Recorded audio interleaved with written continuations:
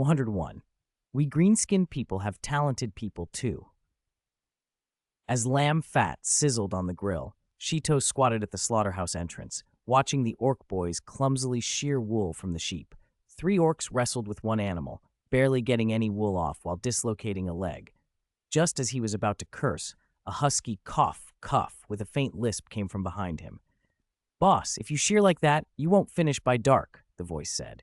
Shito turned and saw a stooped old goblin leaning on a crooked wooden staff. He'd been one of the captives traded from Katushir last month. His skin was wrinkled like a dried mushroom, his face a map of sly lines, his small eyes always darting about. He walked with a limp and looked like he might fall apart at any moment. "What do you know?" Shito snapped.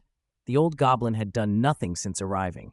No training, no work, just sunning himself in the mushroom garden every day.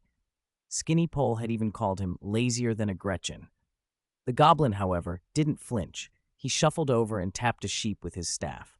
"Boss, I worked at a human trading post once. To shear wool, you scald it with hot water first. The wool pulls off easy, 10 times faster than yanking at it like this." He spoke with a strong greenskin accent, but clearly even more articulate than Scarface. Shito froze. Greenskins usually sheared by pulling, or sometimes burned the wool off, which scorched the meat. He waved a hand. "Go, tell Chubby to boil 2 pots of water." Half believing, the orc boys obeyed. When the hot water was poured over the sheep, the wool slipped off with a tug. What had taken half an hour now took a quarter of one. Shito stared at the old goblin, expression shifting. "What's your name? What did you do before?" "I'm Big Smart." The goblin grinned, showing 2 yellowed teeth. "I kept accounts at a trading post in Katushir. I traded ironware with dwarves and cloth with elves." "You know human, dwarf, and elf languages?" Shito narrowed his eyes. Most greenskins only spoke their own tongue. A few knew a handful of clumsy human words. Anyone fluent in several tongues usually had the Omni language from the system. How could this captive goblin know all those languages? Big Smart nodded and switched into flawless human common. "Reported to the chief. I once traveled south with a caravan, learned forging terms from dwarves, asked elves about herbs, and used human speech every day." Then he muttered a few clipped dwarf words, iron ore, quenching, and hummed an off-key herb song in Elvish. Shito was astonished. This was no ordinary goblin. He was a walking dictionary. Shito hauled Big Smart toward the mushroom garden. Furball, the squig, snarled and bared teeth, only to be kicked aside.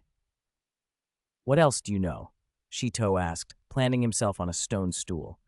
Big Smart leaned on his staff and said slowly, "I know arithmetic. How many orcs, goblins, and Gretchen we got, how much food and irons in the warehouse. I can count it all on my fingers. I know how to assign tasks. Who should smith, who should be sentry, who should haul. I can see at a glance." As Shito was about to press him, his eye caught a faded rune carved at the top of the wooden staff, the Gork's Grot rune used by greenskin shamans.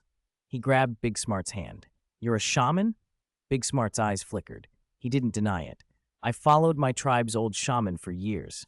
I know small spells, make mushrooms grow quicker, make fires burn brighter." "Good." Shito slapped his thigh. Feast preparations had him stretched thin. A goblin who spoke languages, did arithmetic, and knew shamanic tricks was a godsend. "You're in charge. This roasted lamb feast, from seeding to ingredients, is yours to run." Big Smart hesitated, then bowed. "I obey, boss." Shito bellowed at the crowd. "Listen up. From now on, all matters of the feast are handled by Big Smart. Anyone who disobeys gets fed to the squig." The greenskins erupted. The orc boys bristled, an old goblin ordering them. Scarface even grumbled, "Boss, he can't even heft an axe. Why should he tell us what to do?" "Because I said so." Shito growled, and Scarface shut up. In greenskin law, what the boss declared was law. Big Smart didn't swagger. He walked to the open ground, scanned the gathering with his small eyes, cleared his throat, and spoke sharply. "Orc boys, cut 20 thick logs now. Build 10 long tables, 20 seats per table. Veterans at the head seats, recruits on the sides. Anyone who makes a crooked table doesn't eat roasted lamb tonight." His voice wasn't loud, but it carried authority. The orc boys blinked, then picked up their axes. Big Smart turned to the goblins. "Skinny Pole, take 10 goblins to the cellar. Move the wine. Black mushroom spirits for the main table, green mushroom wine for the recruits. 10 jars per table. If you're short, drink enough to make up the number. Chubby, take 5 goblins to wash mushrooms and soak dried fish. Flatbread by head count, 2 for veterans, 1 for recruits, half for Gretchen. Burn 1 and you eat it yourself. Skinny Pole and Chubby opened their mouths to argue, but with Shito nodding, they obeyed. Big Smart barked at the Gretchen. You lot fetch firewood and pile it by the grills, 1 pile per grill. Short of a pile means no meat tonight. Terrified, the Gretchen ran. In half an hour, the chaotic prep had become orderly. Shito sat, amazed. Big Smart not only understood priorities, placing veterans at the head and giving them face, he'd thought through differences in treatment. More bread and stronger spirits for old hands, less for recruits, and the least for Gretchen. It fit the greenskin rule. The strong get more. More astonishingly, he could state exact squad sizes and what jobs each group excelled at, and even how many jars Skinny Pole had in the cellar or how much flour Chubby kept in the back. Shito asked, "How do you know our people and supplies so well?" Big Smart chuckled. "I wasn't idle this month. I sat in the mushroom garden sunning, yes. But I counted. How many orcs trained in the morning? How many goblins hauled at noon? How much the tavern sold at night? How many iron ingots in the warehouse? I kept it in my head." He drew crooked lines in the dirt with his staff. Right now, there's 597 orcs, 928 goblins, and 1,542 Gretchen, a little over 3,000. Boss, you wanted 3,000 greenskins. Now we got enough. She too was convinced. This old goblin wasn't just clever. He had gathered intelligence and kept meticulous tabs like a true goblin finger for detail. She too asked, "You from a big tribe before? How'd you learn all this?" Big Smart's eyes dimmed. "My old tribe was scattered by chaos beasts. I followed a caravan, then got taken by beastmen and sold to Katushir." He didn't say more, and Shito didn't ask. Origins didn't matter. He could work. Over the next days, Big Smart ran the feast. He set up long tables in the mushroom garden, a main table of thick logs covered with coarse cloth from Katushir, recruits' tables of planks, simple but neat. Ingredient prep was precise: 100 whole roasted lambs, 20 for veterans, 50 for recruits, 30 split between Gretchen and goblins, mushroom wine rationed by table, 5 extra jars of black mushroom spirits saved for the main table.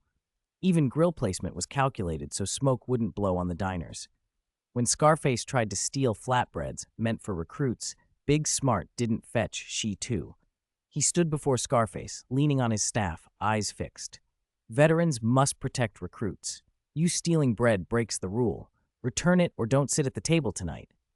Scarface wanted to fight, but Big Smart's steady gaze, less like a conniving old goblin and more like an elder shaman, broke his will. He muttered, "This old geezer's a pain," and handed the bread back. She too watched, pleased. He could finally take a break. No more fretting about grills, no more nagging Skinny Pole, no more yelling at orc boys about shearing. He spent his days at the tavern with a cup of mushroom wine, checking Big Smart's progress, then wandering to the smithy to watch Gazana forge or to the squig pen to tease furball. It's easier with a manager, he thought, sipping the green mushroom wine Skinny Pole brought. Outside, orc boys set up tables, goblins moved jars, Gretchen fetched wood, and Big Smart wove through them with his staff, issuing quiet orders. Even the laziest Gretchen dared not slack. Shito felt Big Smart was more valuable than Bone Tree or Scarface. Battles were won with axes and ambushes, but a growing tribe, now over 3,000 strong and holding 2 strongholds, needed organizers, smiths like Guzana, tunnelers like Skarsnik, and managers like Big Smart. With them, the Blackrock tribe could become stronger and, like the lamb on the spit, more fragrant each time it was roasted. "Boss, we're out of wine," Skinny Pole burst in, sweating. "Only 50 jars of black mushroom spirits left in the cellar, not enough for the main tables." Shito opened his mouth to order a brew, but Big Smart stepped forward. "Boss, I've calculated. 20 people at the main table, 2 jars each, that's 40. 50 jars leaves exactly 10 spare. Those 10 can be kept as a reward for veterans after the feast. For the recruits' tables, dilute the green mushroom wine with a bit of water. They aren't used to strong spirits. Diluted is better." "Diluted?" Skinny Pole's eyes went wide. "Won't it be weak?" "Weak is better than none," Big Smart said. "Recruits must learn the rules. They don't get to compete with veterans for strong spirits. If they want good wine, they must fight well and earn it. Shitu slammed his fist on the table. Do as he says. Reluctant, Skinny Pole obeyed. Shito looked at Big Smart and, satisfied, said, After the feast, you'll handle the tribe's material allocation and teach the goblins arithmetic and languages. Big Smart brightened and bowed. Thank you, boss. I'll work hard to make the tribe's days even more fragrant than roasted lamb. By sunset, the long tables were ready and plump rams roasted on the spits. The smell of sizzling meat mingled with mushroom wine and drifted out over the camp. Greenskins gathered around the tables, eyes bright with expectation. Even Furball crouched by the main table, drooling. Shito sat at the head and watched Big Smart move among the crowd. The old goblin was still stooped, but the cunning look was gone. He was like a wooden post holding up a tent, steady, supporting the feast's order. Shito felt sure the tribe's rise would rest not just on axes and blood, but on these treasures. Gujana, who forged iron, Skarsnik, who knew traps, and Big Smart, who organized. With them, the tribe would only grow stronger. Begin the feast. Shito raised his jar. The orc boys roared and lunged for the meat. Goblins clustered around the wine jars. Gretchen stood on tiptoe, hoping for half a flatbread. Big Smart leaned on his staff at the side, watching the lively scene with a faint smile. 102. Because of you all, Blackstone exists. As twilight slid over the wooden palisade around the mushroom garden, the Blackrock tribe's victory feast erupted into glorious chaos. 20 whole sheep hissed on the spits, their skins blistering to a perfect char. Mutton fat spat on the coals, adding a sharp crackle to the greenskins' booming laughter that carried into the trees. Orcs, goblins, and grots packed the long tables, orc lads shirtless, green muscles flexing, goblins on benches craning to see the roasts. Grots huddled at small tables in the corner, shoving roasted mushrooms into grease-smudged snouts. Drain this jar! An orc slammed down a pot of black mushroom strong brew, liquor spilling down his chin and slapping onto the meat-strewn wood. The orc beside him raised his own jar with a clang, and they chugged, the brew sliding hot and sharp down their throats as the crowd whooped. A scratchy hoarse chant rose up, Hoo, hoo, hoo! Drum on pots and pans. Beast blood splatters on my axe. Tusk teeth crunch the long-haired pig. Wah! Broken horns stuck in my shoulder plate. Rotten meat feeds the vulture chick. War banners torn to rags. Stick 'em on the corpse pile. Wah! Beastmen bawl for their mam and dad. Greenskin feet squash 'em flat. Ale poured into iron barrels. Chug, chug, chug till the sky goes red. Wah! Tomorrow we find a new fight. Smash everything, that's a proper charge. We are greenskins. We are strong. Smash their heads. Drink the brew. Whack! If the sky falls down, we fight it first. There was no tune, only roaring, and soon the whole mushroom garden was swallowed by it. Orcs slammed tables, goblins shouted from the benches, and even the grots hummed along with fanatic grins. A few orcs, drunk on bravado and brew, rose and waved gnawed sheep bones, miming the motion of chopping down wasaga. Laughter exploded around them. I cleaved one's horn off with one swing. A scar-faced orc bragged, pounding his chest and showing the jagged marks on his arm. Nah, his neighbor snapped, lifting an iron axe still notched with beastman teeth. I brought down 5 of 'em. Stole a hairy beast helmet too. Hangs in my tent. Eyes reddened, fists clenched. They rolled up sleeves and squared off, ready to fight.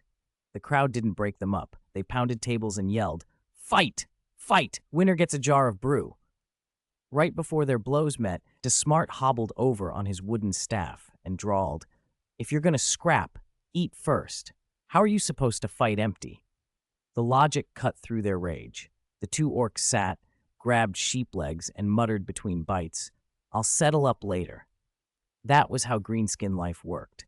The next instant, they'd be at each other's throats. The next, they'd be chewing together, then brawling again until one yielded and the winner gloated, only for them to march into the next day's walk, shoulder to shoulder. Stone sat in the main seat, grinning ear to ear. He'd ordered DeSmart to make sure every greenskin was fed. Orcs got roast sheep, goblins got dried fish and mushrooms, grots their small portions, and even flatbreads traded from Carthusel were handed out. The supply hut was piled with goods acquired from Carthusel, bread, dried meat, and cheese in neat heaps. Oil, salt, sugar, and black vinegar sat in a row. A sack of black pepper, worth its weight in coin, had been sprinkled on the roast by Fatty, and the aroma made the greenskins practically drool. "Boss, this pepper's fierce!" Bone Tree said around a mouthful of mutton, smacking his lips. "Tastes better than that human bread we nicked earlier." Stone nodded, took a big bite of peppered lamb. Juices burst, heat and spice lifting the meat to another level. He glanced toward the corner, where newly taken orc captives sat stiff and wary, clutching sheep legs, but not daring to gorge like the veterans. One tossed a bone onto the floor, and an old orc kicked it back into his hands. "Pick it up," the elder growled. "Boss says no litterin' in the hall. And no shit! Break the rules, and you get chucked to the squigs." The captives scooped up the bone and set it on their wooden plate. Stone had a strict cleanliness principle. No one littered or relieved themselves where they pleased. Rule breakers cleaned the squig pens. The rule had sunk in deep, except for a few new captives. No one tested it. DeSmart kept an eye on the hall, small eyes bright with pride. He'd put veteran goblins with trays to collect bones, dug latrines at the edge of the clearing, and posted grots to keep the main area clean. After several rounds of brew and most of the sheep gone, the greenskin spirits climbed higher.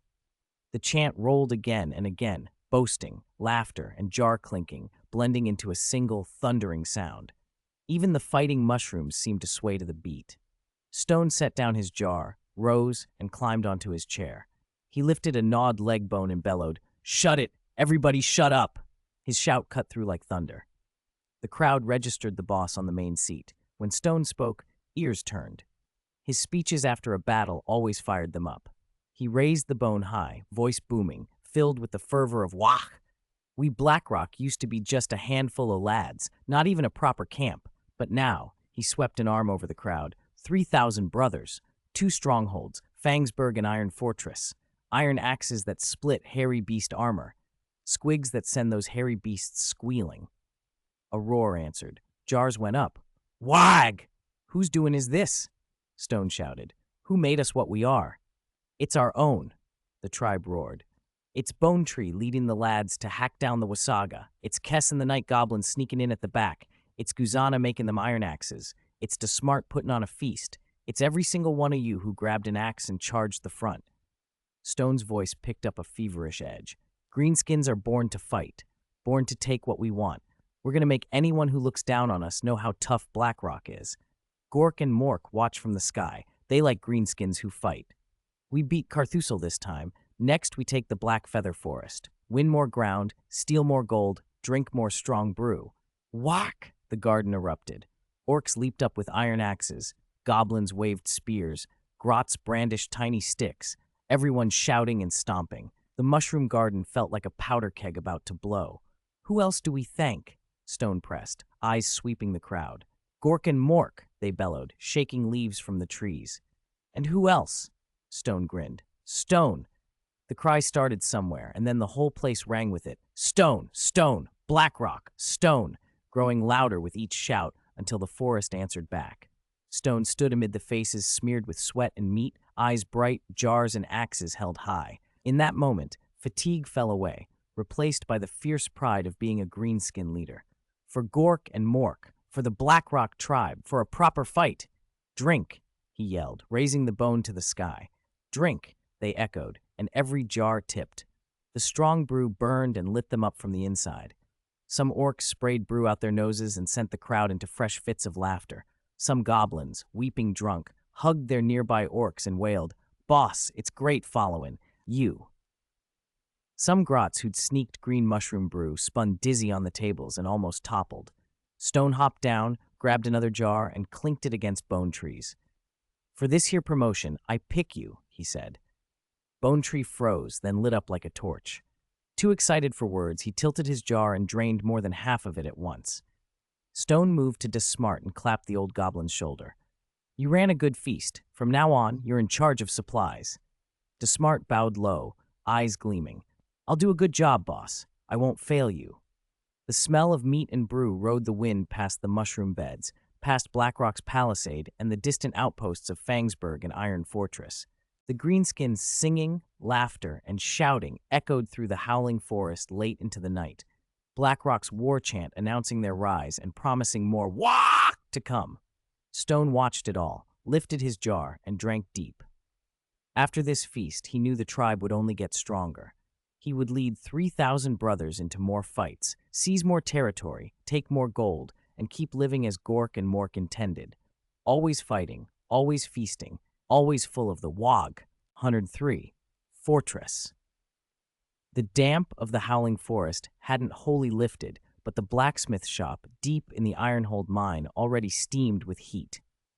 Over a dozen torches were shoved into the cave walls. The orange firelight glinted off iron slag strewn across the floor, giving everything a metallic sheen.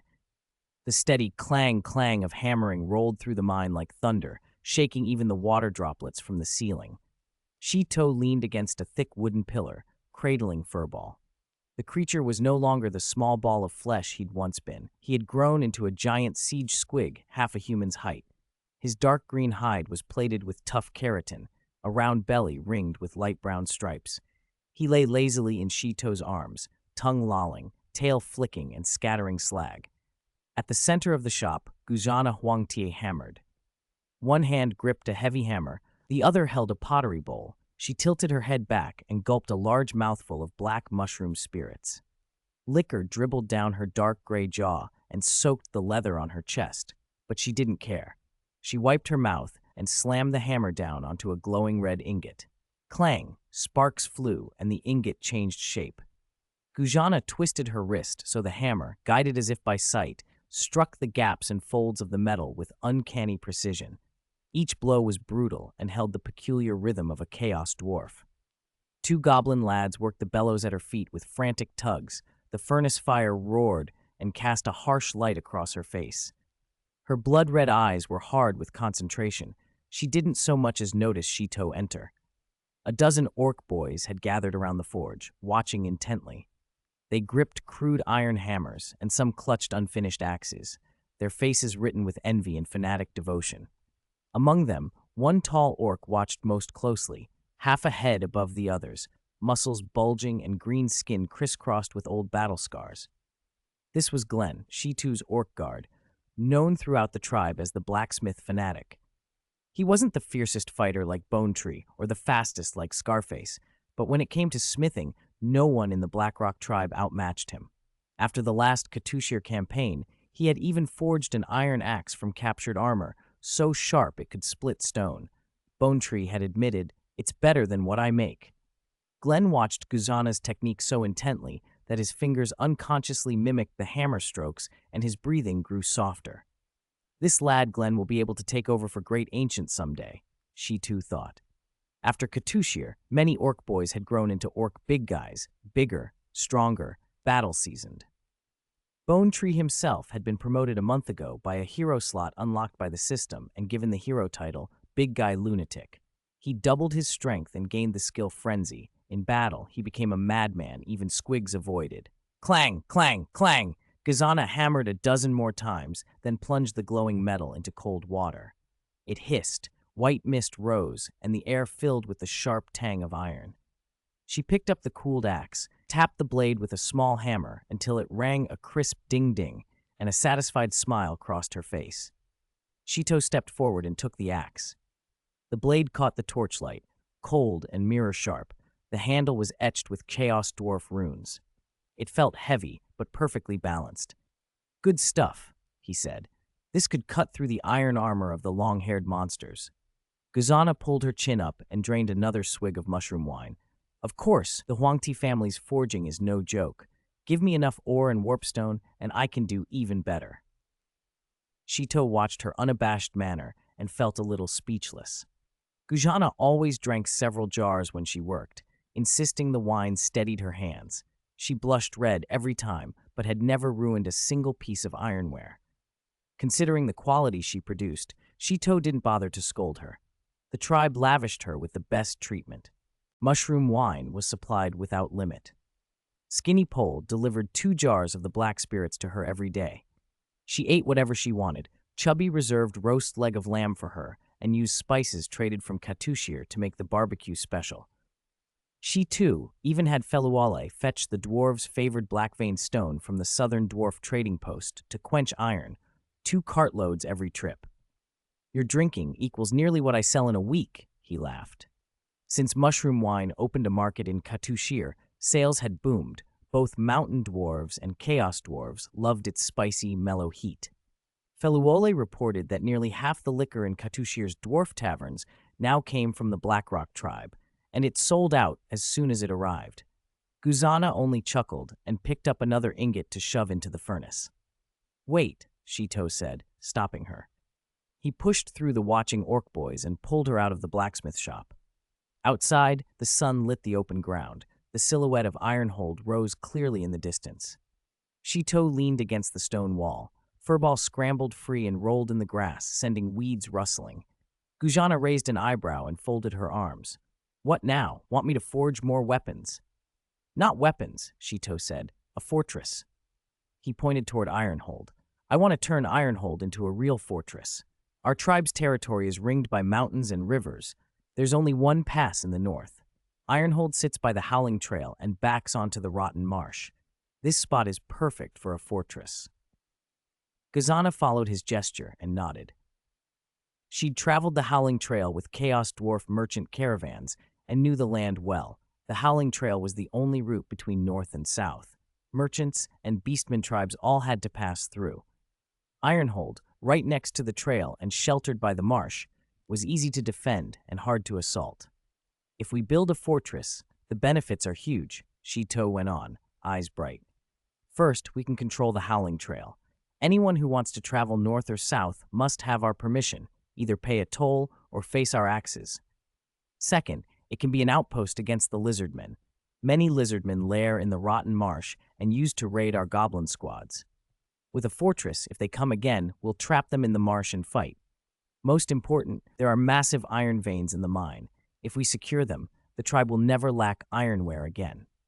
Gujana listened, a flash of agreement in her red eyes. The Chaos Dwarves had built their power on fortresses. Ironhold's position and ore made it a perfect candidate for a strategic fortress. "I agree," she said, "but I worry about building materials." She glanced at the goblin lads hauling stones nearby. They moved clumsily, dropping rocks and often crushing their own toes. "You know these greenskins. I don't trust them to produce anything fit for fortress walls. A fortress needs granite, iron reinforcement bars, a moat, a drawbridge, but they can barely carry a rock. How will they manage?" Shito's smile faded. "That's my biggest worry." The greenskins could fight, steal, and smith, but when it came to construction, they only knew how to raise a wooden shed. Granite would have to be quarried from the northeast mountains, iron bars forged from the mine's ore, a moat dug, and a drawbridge built. It all required skilled labor and proper materials, skills the tribe lacked. I asked Feluole. He said there are human craftsmen in Katushir who can build fortresses, but they won't come to a greenskin tribe without a lot of gold and food. Shito rubbed his temples. "We have plenty of gold now, but food and ironware are tight. If we spend all our gold hiring craftsmen, the tribe's development will slow." Gujana was silent for a moment. Chaos dwarves could build fortresses, but her clan was tied up in the Black Rock Mountains. Help from them would be distant and costly. Chaos dwarves were always mercenary. Their price would demand warpstone, ironware, and barrels of mushroom wine, none of which the Blackrock tribe had in abundance. The two of them stood and stared at Ironhold. Sunlight picked out collapsed stretches of the city wall, like a reminder that the road to a fortress was long. Furball seemed to sense their worries. He padded over, rubbed against Shito's leg, then against Gujana's, whining softly. Shito knelt and stroked the squig's head, eyes hardening with resolve. "No matter how hard it is, we must build this fortress. If we don't, when a major invasion comes, we'll only be able to warn the tribe as they seize Ironhold, surround us, and grind us away. Greenskins can't survive on fighting alone. We need someplace to defend our homes." Guzana met his determined gaze and nodded. "You're right. We Chaos Dwarves also rely on fortresses. Materials and manpower are problems, but we can find solutions. I can teach the goblins to quarry granite and the orc boys to forge reinforcement bars. They'll be slow at first, but they'll learn if I show them repeatedly." Shito's face brightened. "Really? You'll teach them?"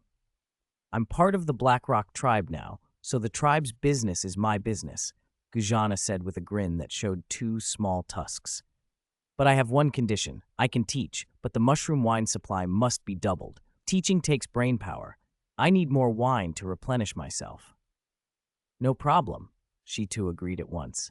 "Forget doubling. If you can teach them, I'll send 4 jars a day." They exchanged smiles, and the weight of their worries eased.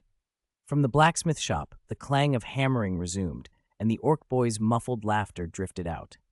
Furball rolled happily in the sunlit grass as the two of them stood there, the sunlight warm on their shoulders, plans already beginning to form. The morning mist hadn't cleared when the forest at Howling Trail's pass was shaken awake by the thudding of many boots.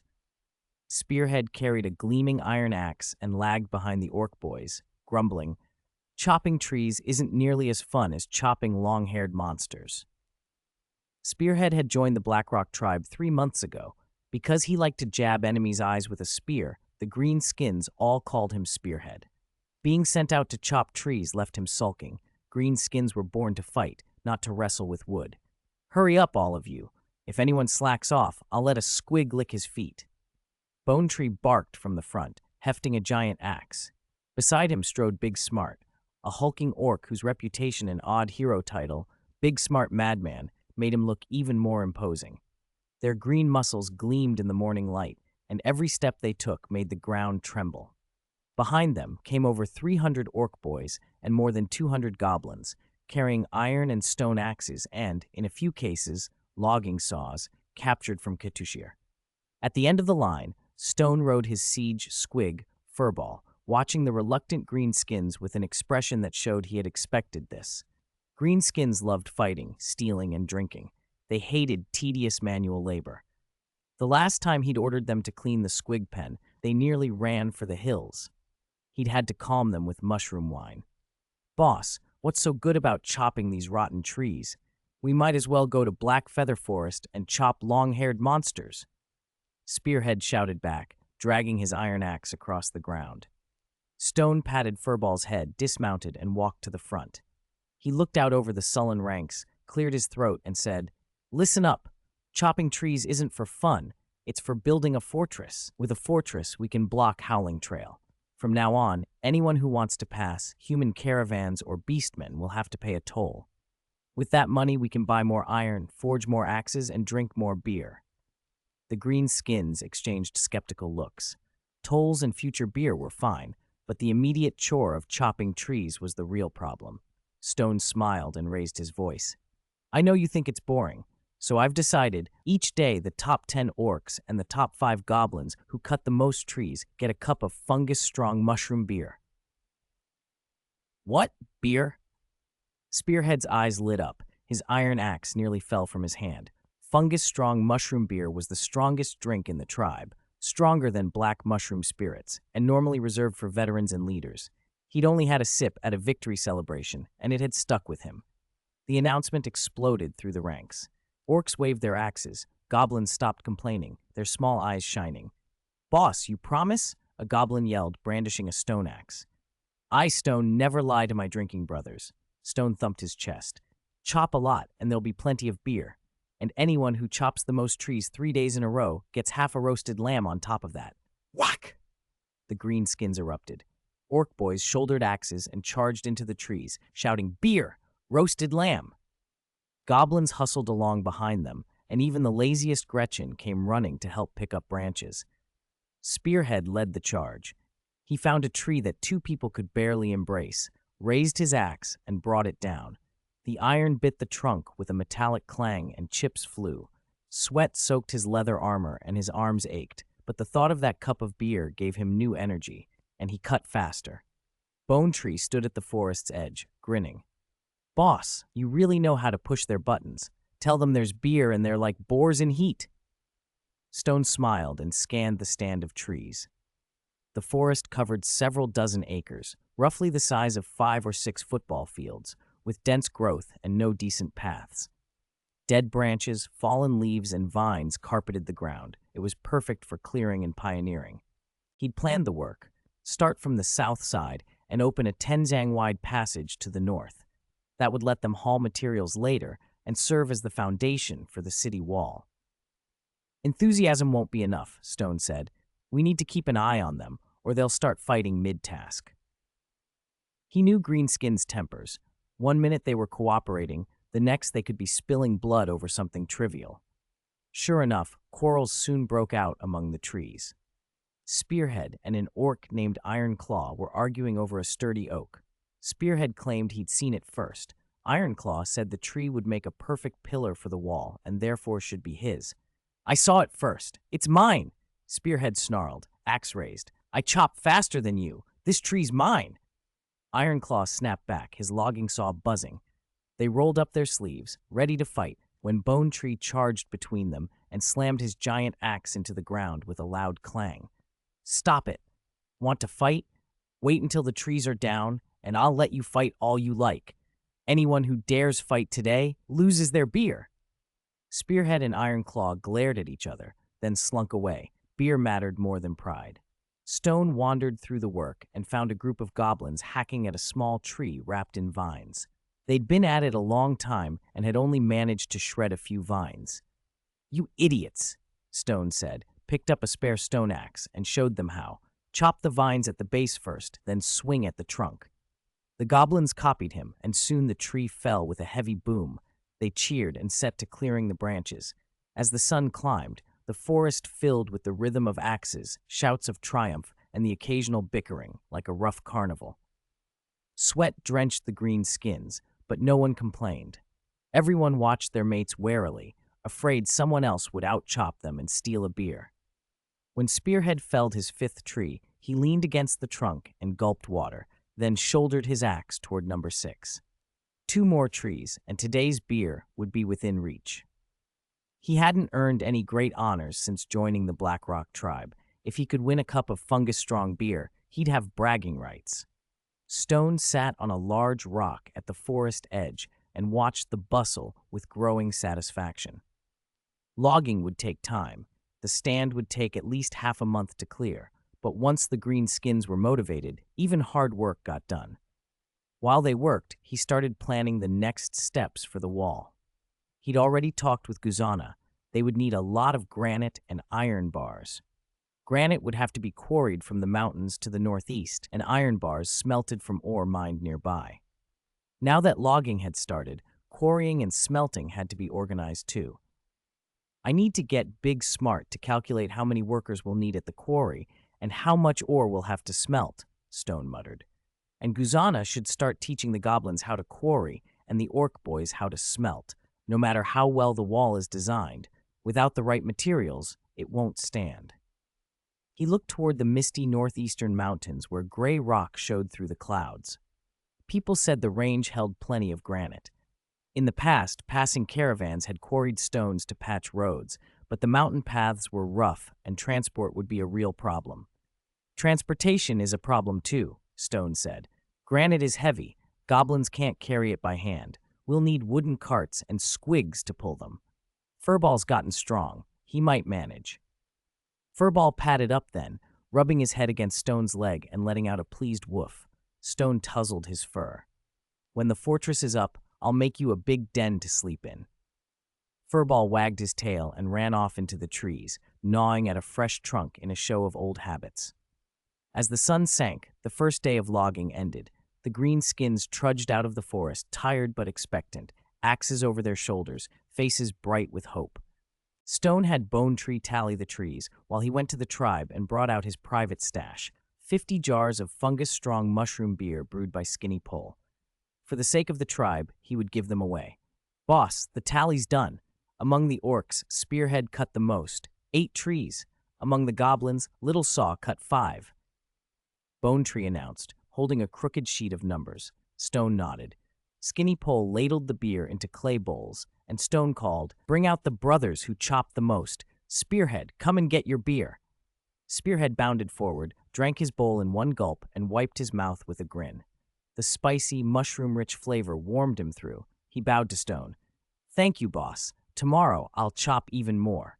The others watched with envy and vowed to do better. Stone looked over at the tired lines of green skins, satisfied. Motivation bought cheaply in cupped beer had done its work. As night deepened, everyone returned to their tents. The forest smelled of wood chips and fresh cuts. Stone stood at the pass, looking toward Ironhold in the distance, and then back at the cleared edge of the trees. Logging was only the beginning. Quarrying, smelting, and wall building lay ahead. The road to a fortress would be long, but with the green skins working together, even the hardest tasks seemed possible. The wind from the northern entrance of the Howling Trail always carried a damp chill from deep in the forest.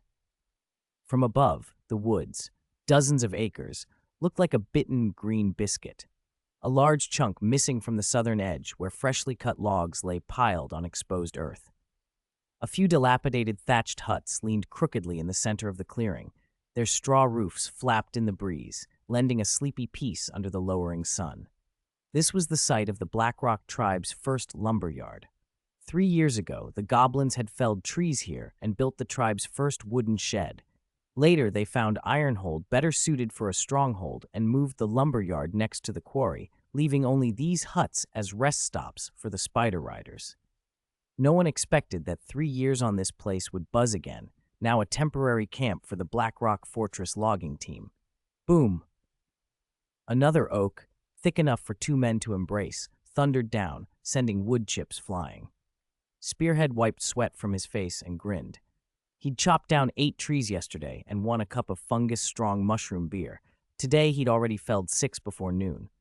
Ironclaw wasn't to be outdone. His saw buzzed, dusting sawdust like snow. The goblins spread through the forest like locusts. Orc boys hefted iron axes. Goblins used stone axes, and a few clever Gretchen trailed behind with small saws to trim branches. Some orc boys found axes too slow and simply hugged trunks, ramming them with their shoulders. The thudding impacts and the cracking of splitting wood blended into the forest's liveliest symphony. Inside one of the thatched huts, however, a different sort of gravity hung in the air. Stone sat at the sole relatively intact table. Furball lay at his feet, its tail sweeping the dusty floor. Across from him the chiefs, Scarface, Bone Tree, Kess, Big Smart, and Skarsnik, sat in a row, faces focused. It was only the second day since the logging team was formed. Stone needed to assign the next tasks before rushing back to Ironhold to prepare materials for the city wall.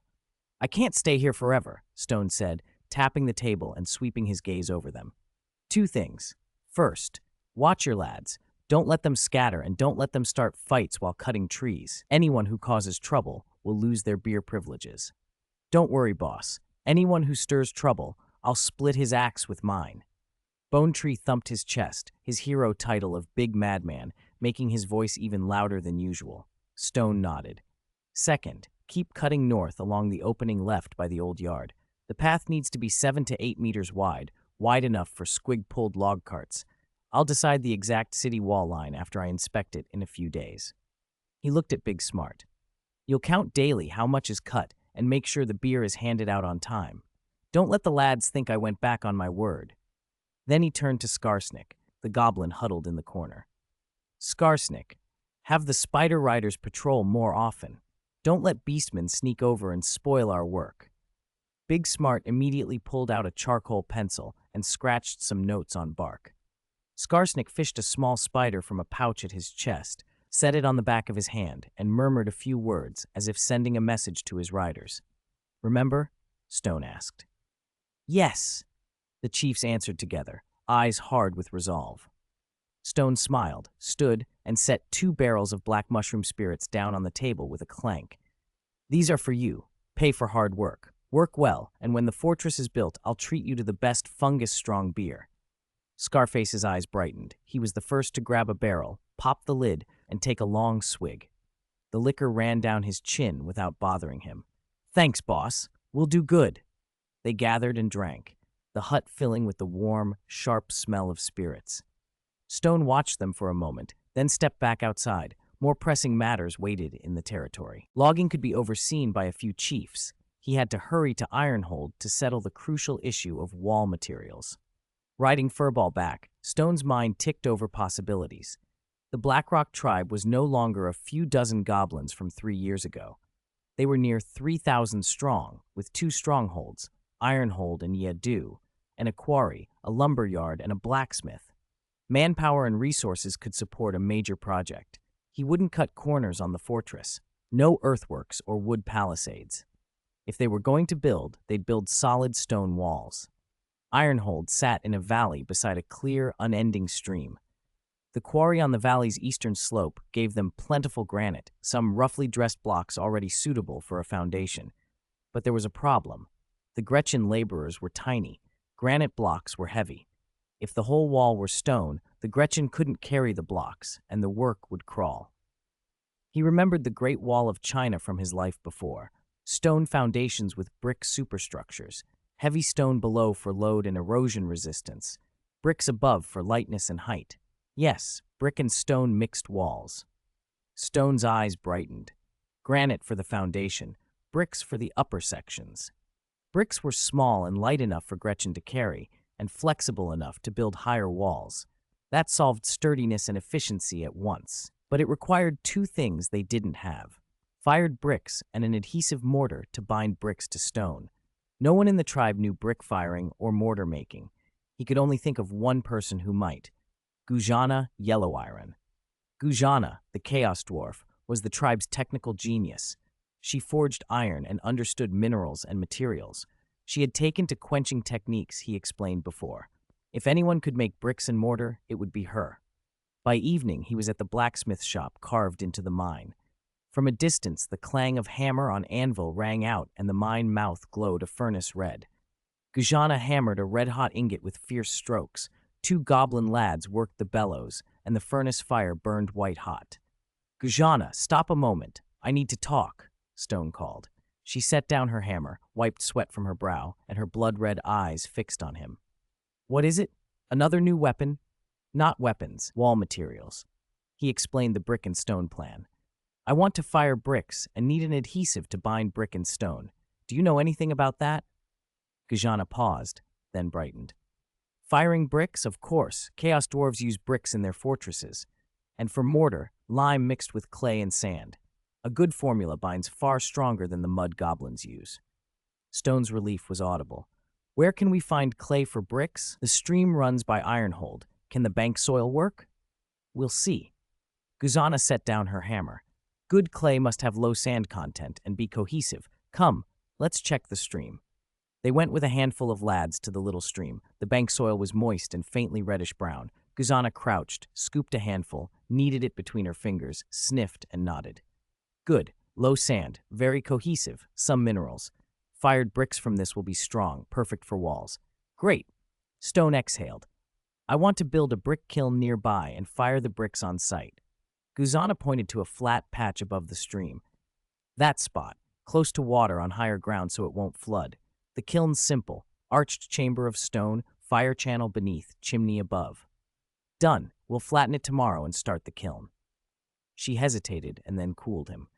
"But for wall-quality bricks, you can't use the clay straight away. You dig it out, spread it to weather in the open for half a year so impurities loosen.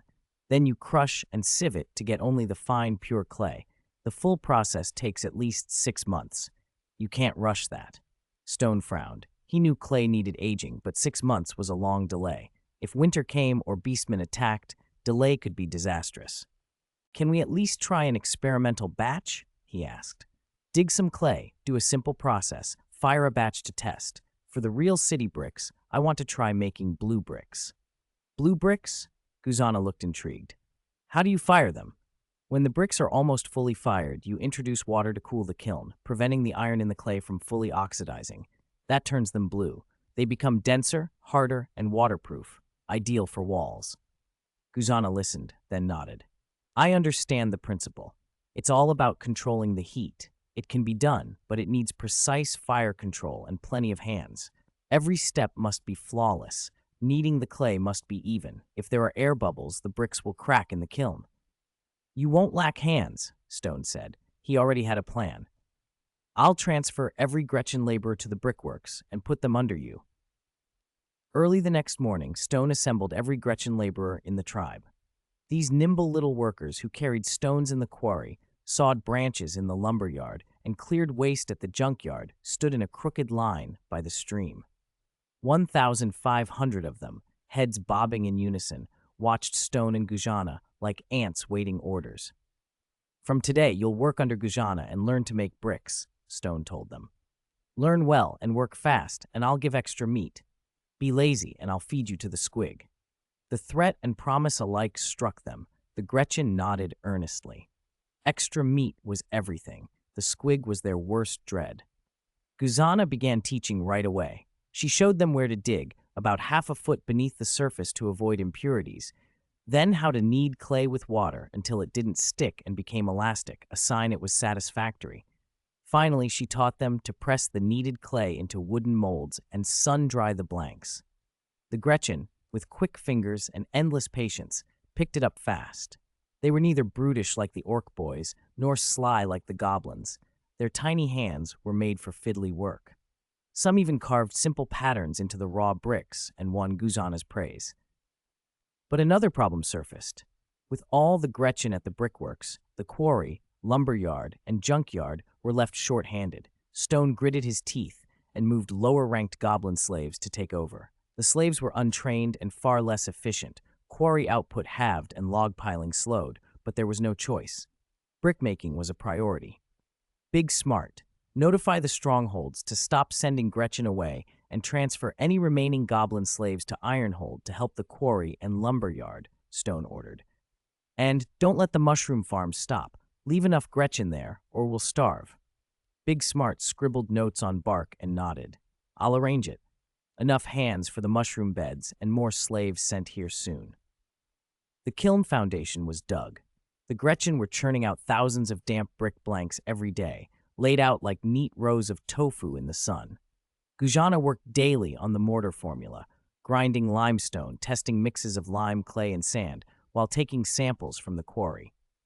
Under the sinking sun, Ironhold's silhouette looked particularly grand in the valley, quarrymen still hacking granite, log piles piled like mini mountains, brick blanks glowing a dull ochre on the stream bank. The steady ring of Guzana's hammer, the Gretchen's chatter, and the stream's gurgle stitched together the tribe's busiest, brightest scene yet. Stone knew the road to a finished fortress was long. Firing bricks, making mortar, building walls. Each step brought new trials.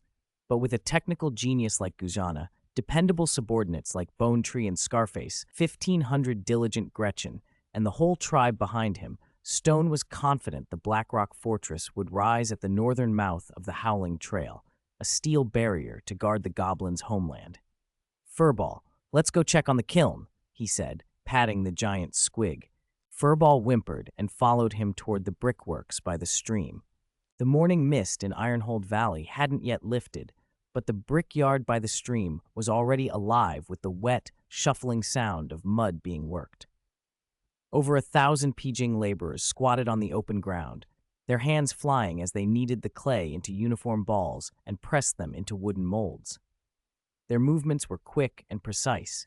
In less than half an hour, the ground was covered with neat rows of brick blanks, 3 times more efficient than ordinary goblin slaves. Shito watched from the hillside, a pleased smile on his face. These Pijing laborers and the goblin technicians were the confidence he needed to begin the fortress project, and their secret weapon was the junkyard sitting between the lumberyard and the quarry. A great messy mound of discarded wood, broken stone, and rusty iron that was the tribe's secondary building. The junk heap was pure greenskin chaos from a distance, a misshapen mountain that clanged whenever the wind blew through it.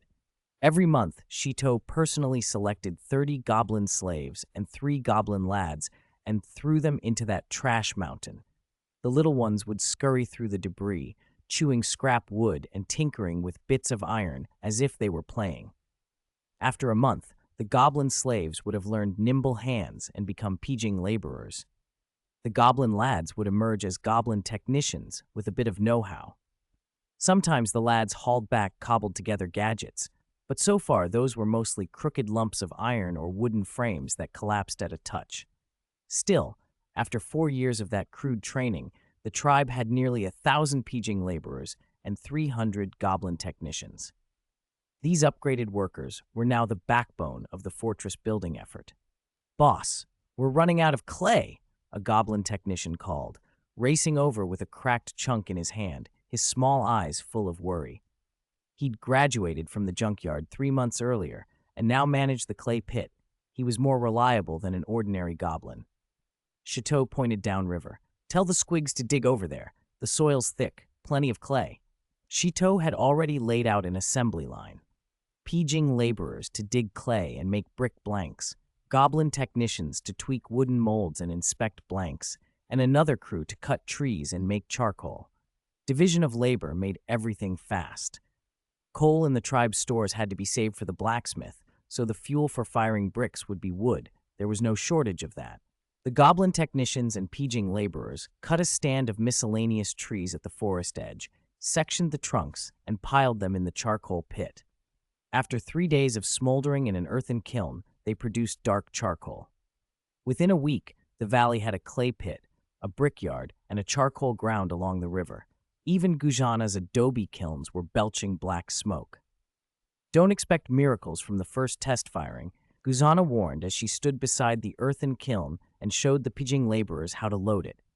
Stack the blanks neatly, leave space for air, and burn the coal evenly, or the bricks will crack. The squigs obeyed, carefully stacking dried blanks into the kiln and lighting the charcoal. The furnace hissed and smoked. 3 days later, after the kiln cooled, Guzana opened the door. Heat rushed out and the blanks inside had turned a dark red and felt hard to the touch, but several shattered the moment they were lifted. Still not good, Guzana muttered, holding a broken brick. The firing wasn't even. Some parts were overfired, some didn't fire through.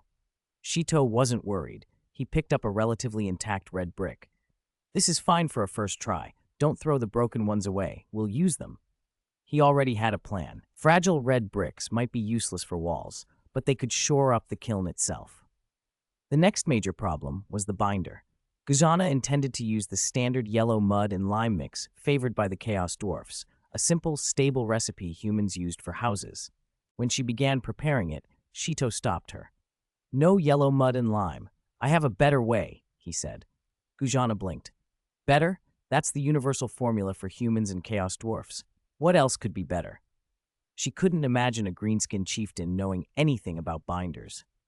Shito didn't know the theory, but he remembered more powerful materials from his life before. At first, he thought of the sticky rice mortar used in the Great Wall, too costly, and rice was unavailable.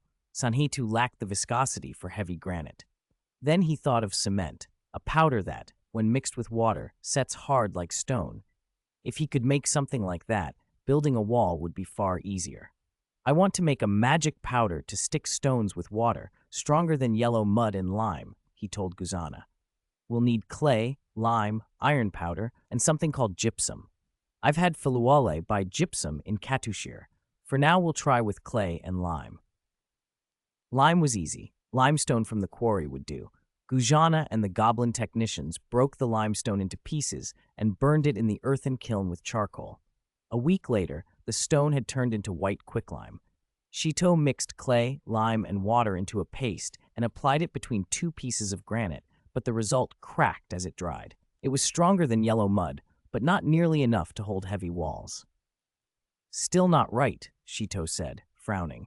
The kiln doesn't reach the right temperature. The lime isn't fully fired, and the clay particles are too coarse. The earthen kiln couldn't reach the temperatures needed for real cement. That conventional route was out, so he thought back to ancient methods.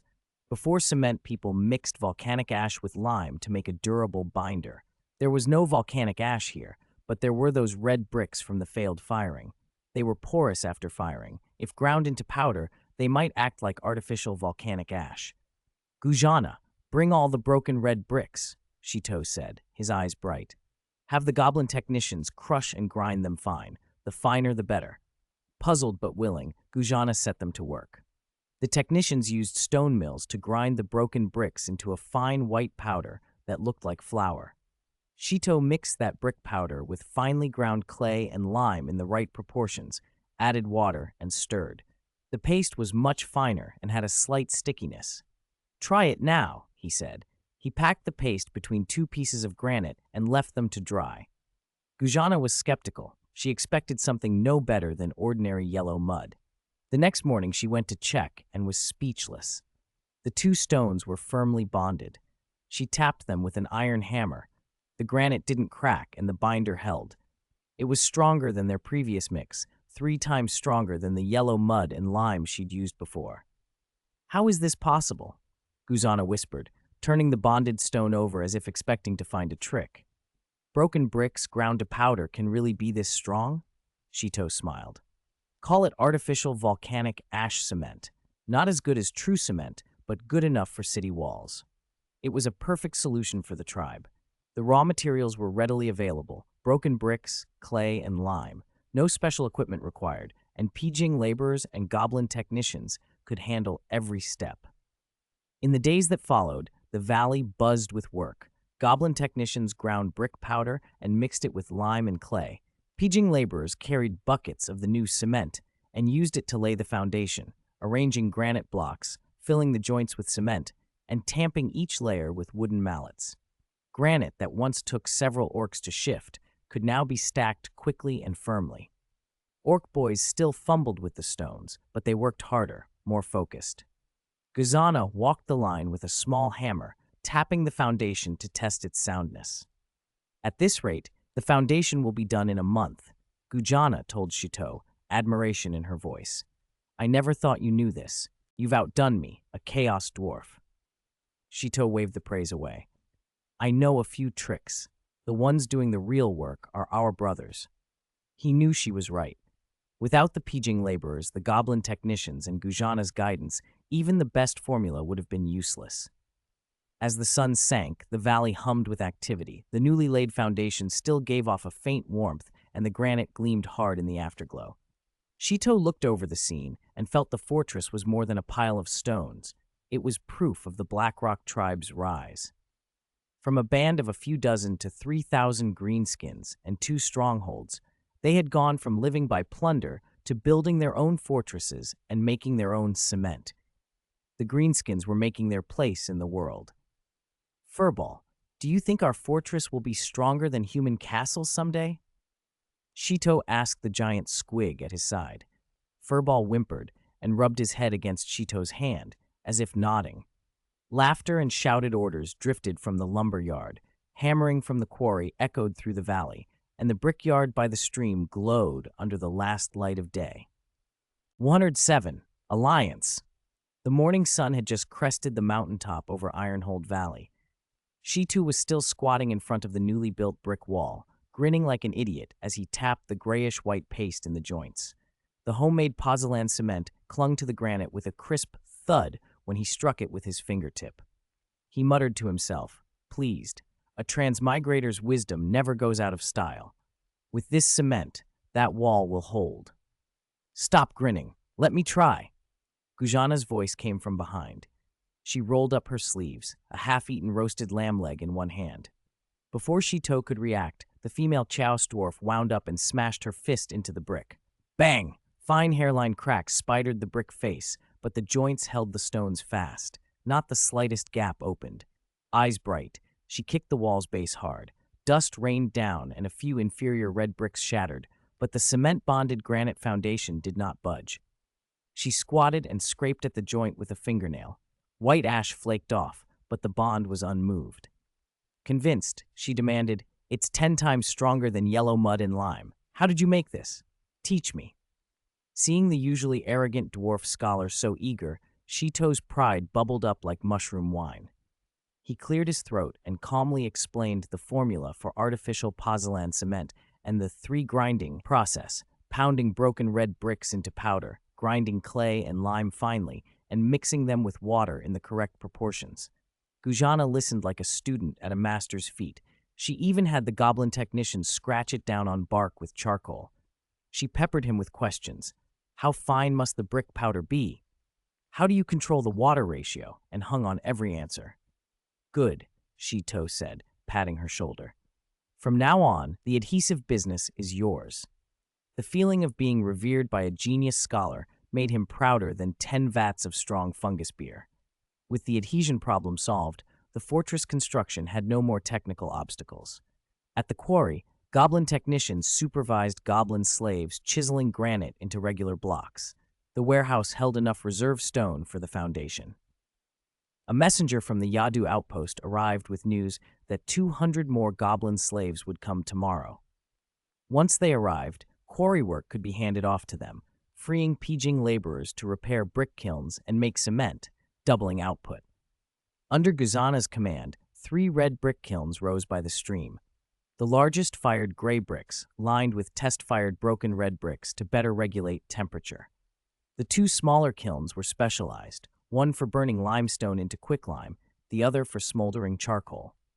Goblin technicians built wooden shelters beside the kilns. Pieging laborers stood watch in shifts. The fires burned day and night. Piles of white lime, black charcoal, and greenish brick blanks rose higher each day. "We must stockpile materials before we build," Shito warned, drawing a circle in the dirt and dividing it into 3 labeled piles: stone, bricks, cement. "Neither of us has handled a project this big. If materials run out, work stops, and if passing merchants or beastmen find us while we're idle, we'll be in trouble." Guzana nodded. She'd seen human castles half-built and abandoned when supplies ran short. "What about the lumberyard team? They've cut half a path already." "Let them keep cutting.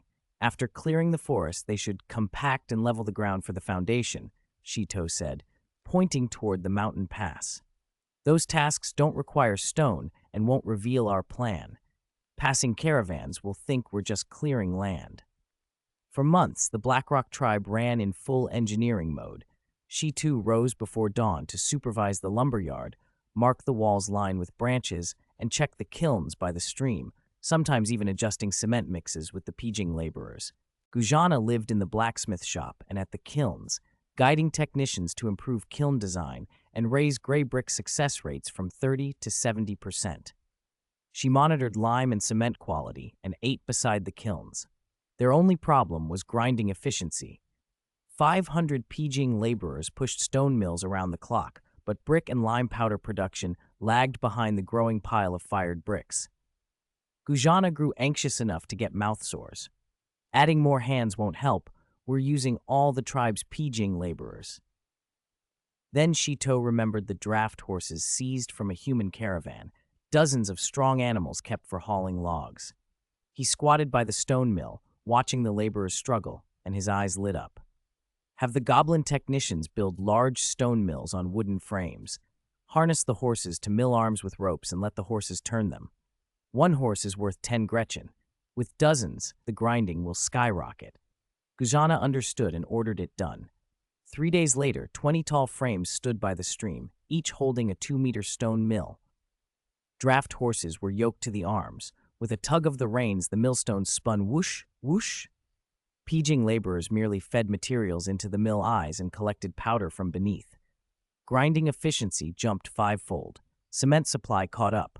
The howling trail busied up too. Feluolai sent over a dozen merchant caravans with empty scabbards, waiting to transport the tribe's mushroom wine. She too had Kess take 500 barrels of black mushroom spirits and 300 barrels of fungus beer with strict instructions. Sell the black spirits to the dwarves, the fungus beer to human caravans. Stick to price. If anyone tries to haggle lower, send the spider riders to follow their caravan. Teach them a lesson. Rules? We're greenskins. What rules? Kez returned in a few days with good news. The mushroom wine sold well in Katushir, especially among dwarf caravans. They spent all their coins and even pre-ordered next month's shipment. Shito handed the gold to Big Smart for safekeeping and smiled. Once the fortress was done, they'd brew more wine, and the tribe would be rich. With materials stacked and crews steady, Shito and Guzana finally planned the wall's exact placement. Guzana unfurled a detailed blueprint, wall length and height, gate and arrow tower locations, even the direction for future expansion. She deliberately shifted the wall toward the mine entrance to ease later iron extraction. For 3 days, they paced the forest's edge at the mountain pass and settled on moving the wall half a mile north, closer to the woods.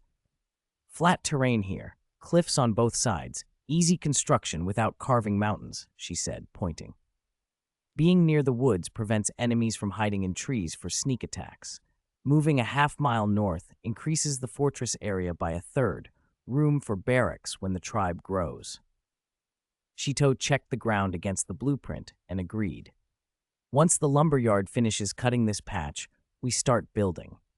At sunset, the two stood at the wall's future starting point and watched the draft horses pulling the mills, pieging laborers at the stream, and the kilns glowing. Both felt anticipation. The homemade cement had solved adhesion, horses had boosted grinding, materials piled like mountains, and the wall's site was set. The Blackrock Fortress was entering its crucial phase.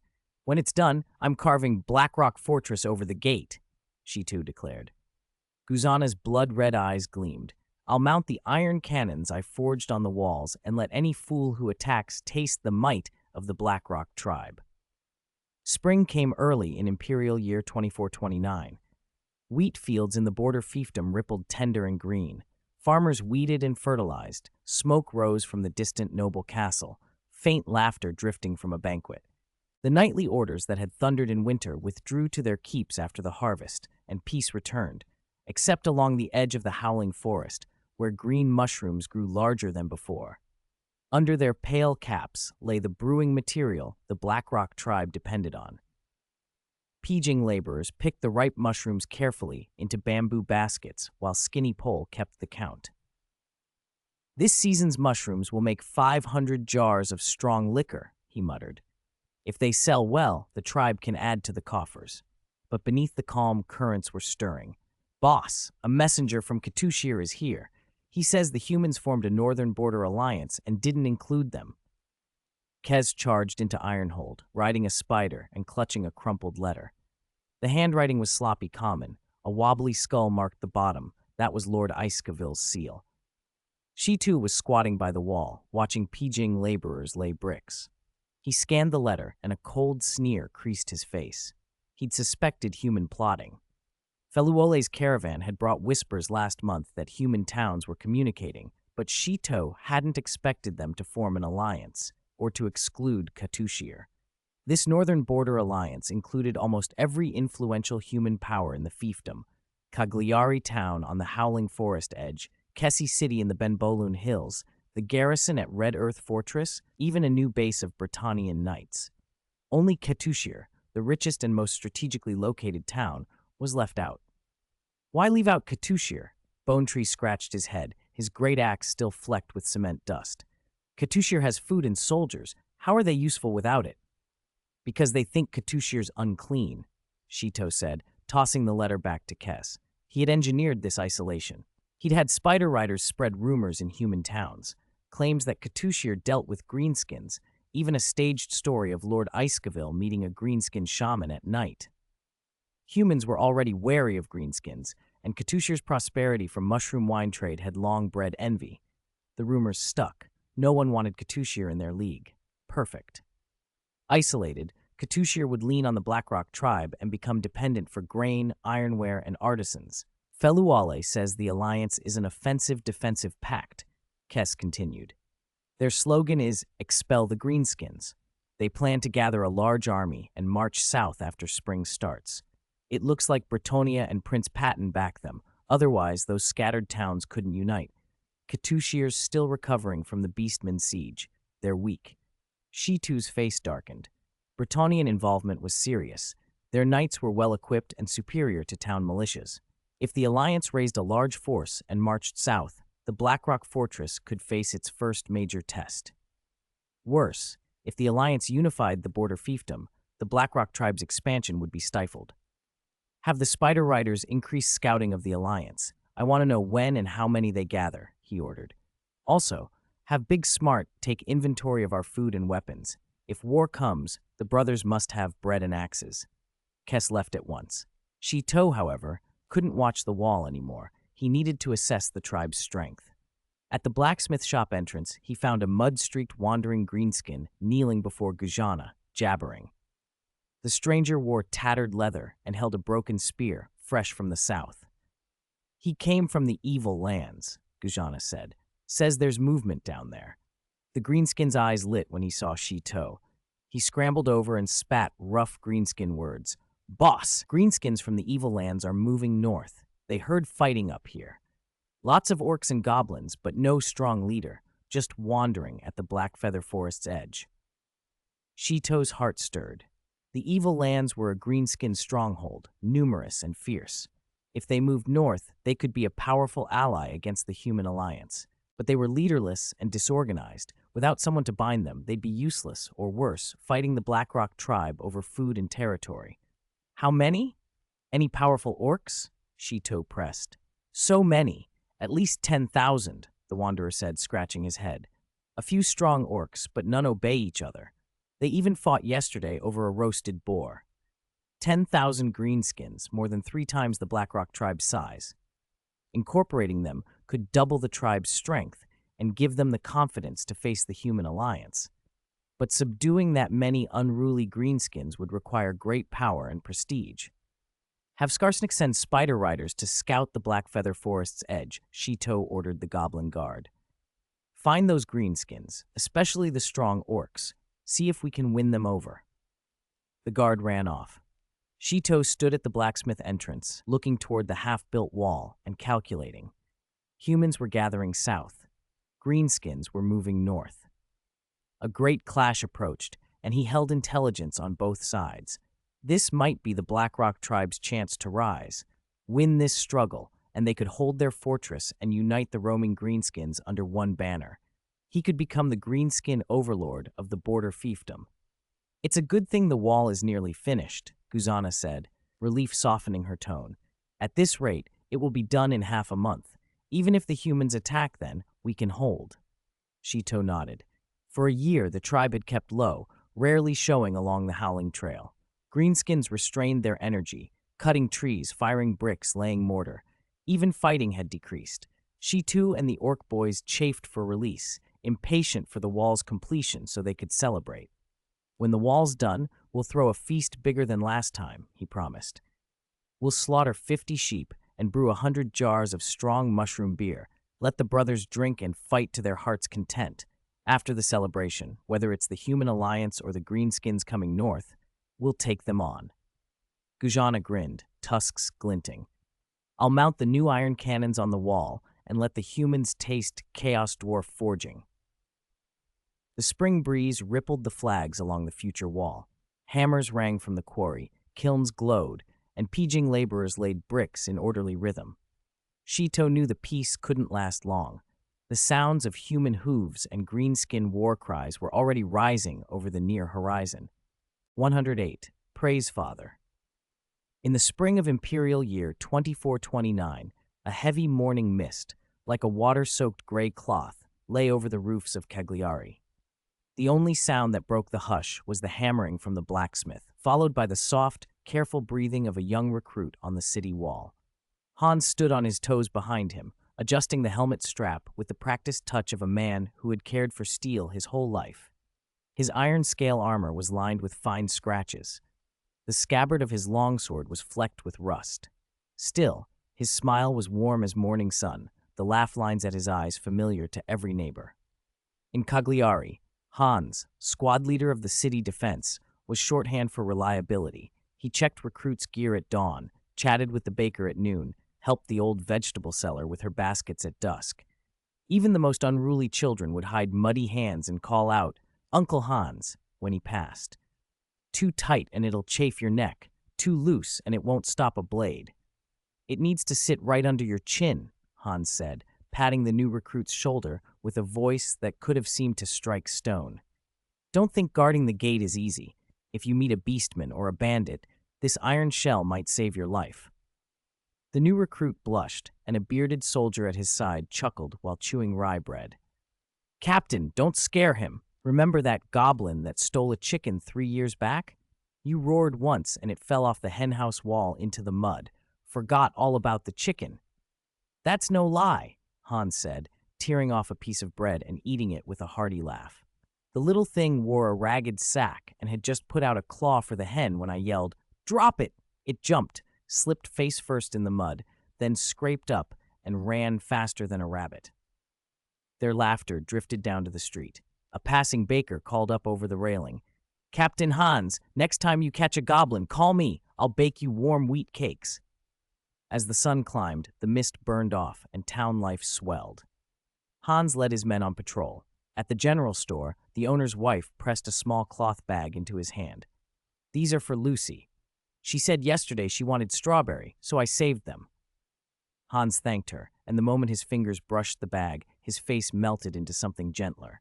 Lucy was his daughter, just 6, the last winter's smallpox, leaving faint scars on her cheeks.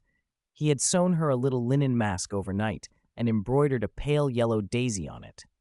Whenever she peered around the door with that mask on, his heart softened as if soaked in warm water. When they reached his house on the east side of town, the door creaked, and a small figure in a daisy mask came running out. "Papa, Mama said, could you play blocks with me earlier today?" "Of course," Hans said, crouching and lightly touching the edge of the mask, careful not to brush the scars. "Papa's on day shift, so I'll be back when the sun sets. I brought you strawberry candy." Lucy kissed his cheek and hurried inside. A soldier nearby teased, "Captain, you spoil Lucy too much. If she wanted a star, would you have to build a ladder to go pick it?" "Of course," Hans replied, standing and dusting himself off with a proud grin. "She's my only daughter. If I don't spoil her, who will?" When his shift ended and the sun dipped low, he hurried home. Potato soup steamed from the kitchen. Lucy, mask off at the table, was stacking blocks. When he entered, she held up a block castle and shouted, "Papa, look! This is our family's castle. With you guarding the gate, no bad guys can get in." He sat beside her, helping to fit the blocks as his wife recounted the town's small gossip, whose chicken had gone missing, whose bread was burned, whose child had climbed a tree for a nest. At dinner, he gave Lucy a strawberry candy. Watching her blow her cheeks around it, he felt a comforting warmth. Late, when Lucy was asleep, the mask folded beside her pillow, Hans slipped into her room, drew the blanket around her, and let his fingertips brush the faint scars. He lingered a moment, then took down a black cloak and a wide-brimmed hat, pulled the hat low to hide his face, and stepped out into the night without waking his wife. Cagliari's nights were quiet, lit by the swinging lanterns of patrolling guards. Hans knew the routes like his own hand. 5 years leading a squad had mapped every alley and dark corner. He timed the guards' shifts, moved close to the base of walls like a cat, crossed the main street during the gap between sentries, and when a patrol passed, he crouched in an alley until the footsteps faded. He came to the town square where a drain cover, rusted and veined with dark green growth, gave off a damp, moldy smell. Hans glanced around, squatted, and pried it up. A sour breath of decay hit him, and he dropped down the stone steps without hesitation. The drainage tunnel was wet and dark. Only slivers of moonlight from above illumined the shallow standing water. His boots made soft, echoing splashes as he walked. After a quarter of an hour, he paused to listen. There was only the rush of water. Satisfied he wasn't followed, he squeezed into a narrower pipe, keeping low. The walls were slick with moss. A single misstep could send him sprawling. The darkness felt thick and swallowing. At last, a faint light appeared ahead. Hans quickened his pace and stepped out into a space that opened like a secret under the square, an underground platform about half the size of the town square, torches set in the walls and their orange flames flickering, bathing everything in a strange red glow. People filled the platform, all cloaked in black with wide hats pulled down, revealing only jawlines and the occasional flash of eyes. Hans melted into the back of the crowd. In the center stood a stone altar. On it was drawn an inverted triangle, its 3 points set with carved circles. Inside those circles, the lines writhed in dense patterns, the 3-ring holy symbol, patterns that looked like writhing maggots in the torchlight. A tall figure mounted the altar. His black robes were like the others, but his collar was embroidered with a ring of silver, and he held a scepter topped with a black gemstone. He moved to the altar's edge, lifted the scepter, and spoke in a rough, fervent voice like sand on stone. "Praise the Father. He grants us strength. He lifts our pain. He guides us to eternal bliss." "Praise the Father," the crowd answered, the shout vibrating through the chamber like a swarm of flies. Hans raised his fist and lifted his voice with them. The fanaticism that surfaced there was a far cry from the gentle man of daylight, a nearly feral excitement that had lain dormant too long. A strange light kindled in his eyes as he stared at the 3-ring symbol as if it were salvation. "The Father tells us pain is false and bliss is true," the man on the altar roared. The black gem on his scepter glowed faintly, and the light made his face seem sharper, more distorted. "The nobles' feasts, the city defense patrols, these are chains. Only by following the Father can we break them. Let decay be rebirth. Let pestilence bring eternity." "Follow the Father. Break the chains," the crowd screamed back, louder and more frenzied. Hans felt his body tremble, not with fear, but with exaltation. Torchlight painted the creases of his face. The smile on his lips had none of the day's softness, only a chilling zeal. He roared along, a single voice swallowed by the multitude, yet driven by his own obsession, as if offering himself to some unseen altar. Praise Father Nurgle. 109, big mixed operation, blood for the blood god, skulls for the skull throne. A chilling roar ripped out of a beastman Gore's throat. The next instant, Ironclaw, the biggest of the orc big guys, flexed his thick arm, and with a sickening crack, the blood-streaked head was ripped free. Hot gore spattered across the stone floor of the Yadu fighting pit, flecking the faces of the surrounding greenskins. Ironclaw held the trophy aloft and bellowed at the crowd, and the orc boys answered in a thunderous chorus of "Wah!" Even the Gretchen squatting in the corner scrambled up on tiptoe, tiny eyes glittering with fanaticism. Yadu was louder than usual. The fighting pit was ringed with members of the Blackrock tribe, orc boys bare-chested and showing off thick green muscles, goblins perched on stacked crates craning to see into the melee. Even the Pyjing laborers, normally stuck in the brick kilns, had sneaked over with half-eaten roasted mushrooms in their hands. Everyone knew Chief Stone was holding an all-tribe free-for-all, and the prize for the winner was the legendary hair squig. Stone stood on a raised platform at the edge of the pit, the colorful hair squig perched on his head and lazily swishing its tail. The little beast was a fluff of manes, red, green, and blue tangled together like an exploded rooster comb, its feathers bobbing with Stone's every movement. Once Stone would have dismissed such a thing as a mere bauble. A hair squig couldn't smash gates like a siege squig or tear men apart like a combat squig. It was flashy but useless for fighting. Then Skarsnik had leaned close and whispered a secret. "Boss, don't underestimate it," Skarsnik had said, small eyes cold with cunning. Hair squigs are symbiotic with greenskins. They're rare. To greenskins, this is a mark of strength and status. If everybody thinks the thing on your head is awesome, you'll get stronger. That's the rule of walk! Stone had scoffed at first, but a few days after he started wearing the hair squig, he felt a change. After emptying a jug of mushroom ale, a warm current had seemed to flood his veins from deep inside. Old battle scars stopped throbbing. The lowered back pain from rainy days vanished. He felt like he'd been dunked in hot springs.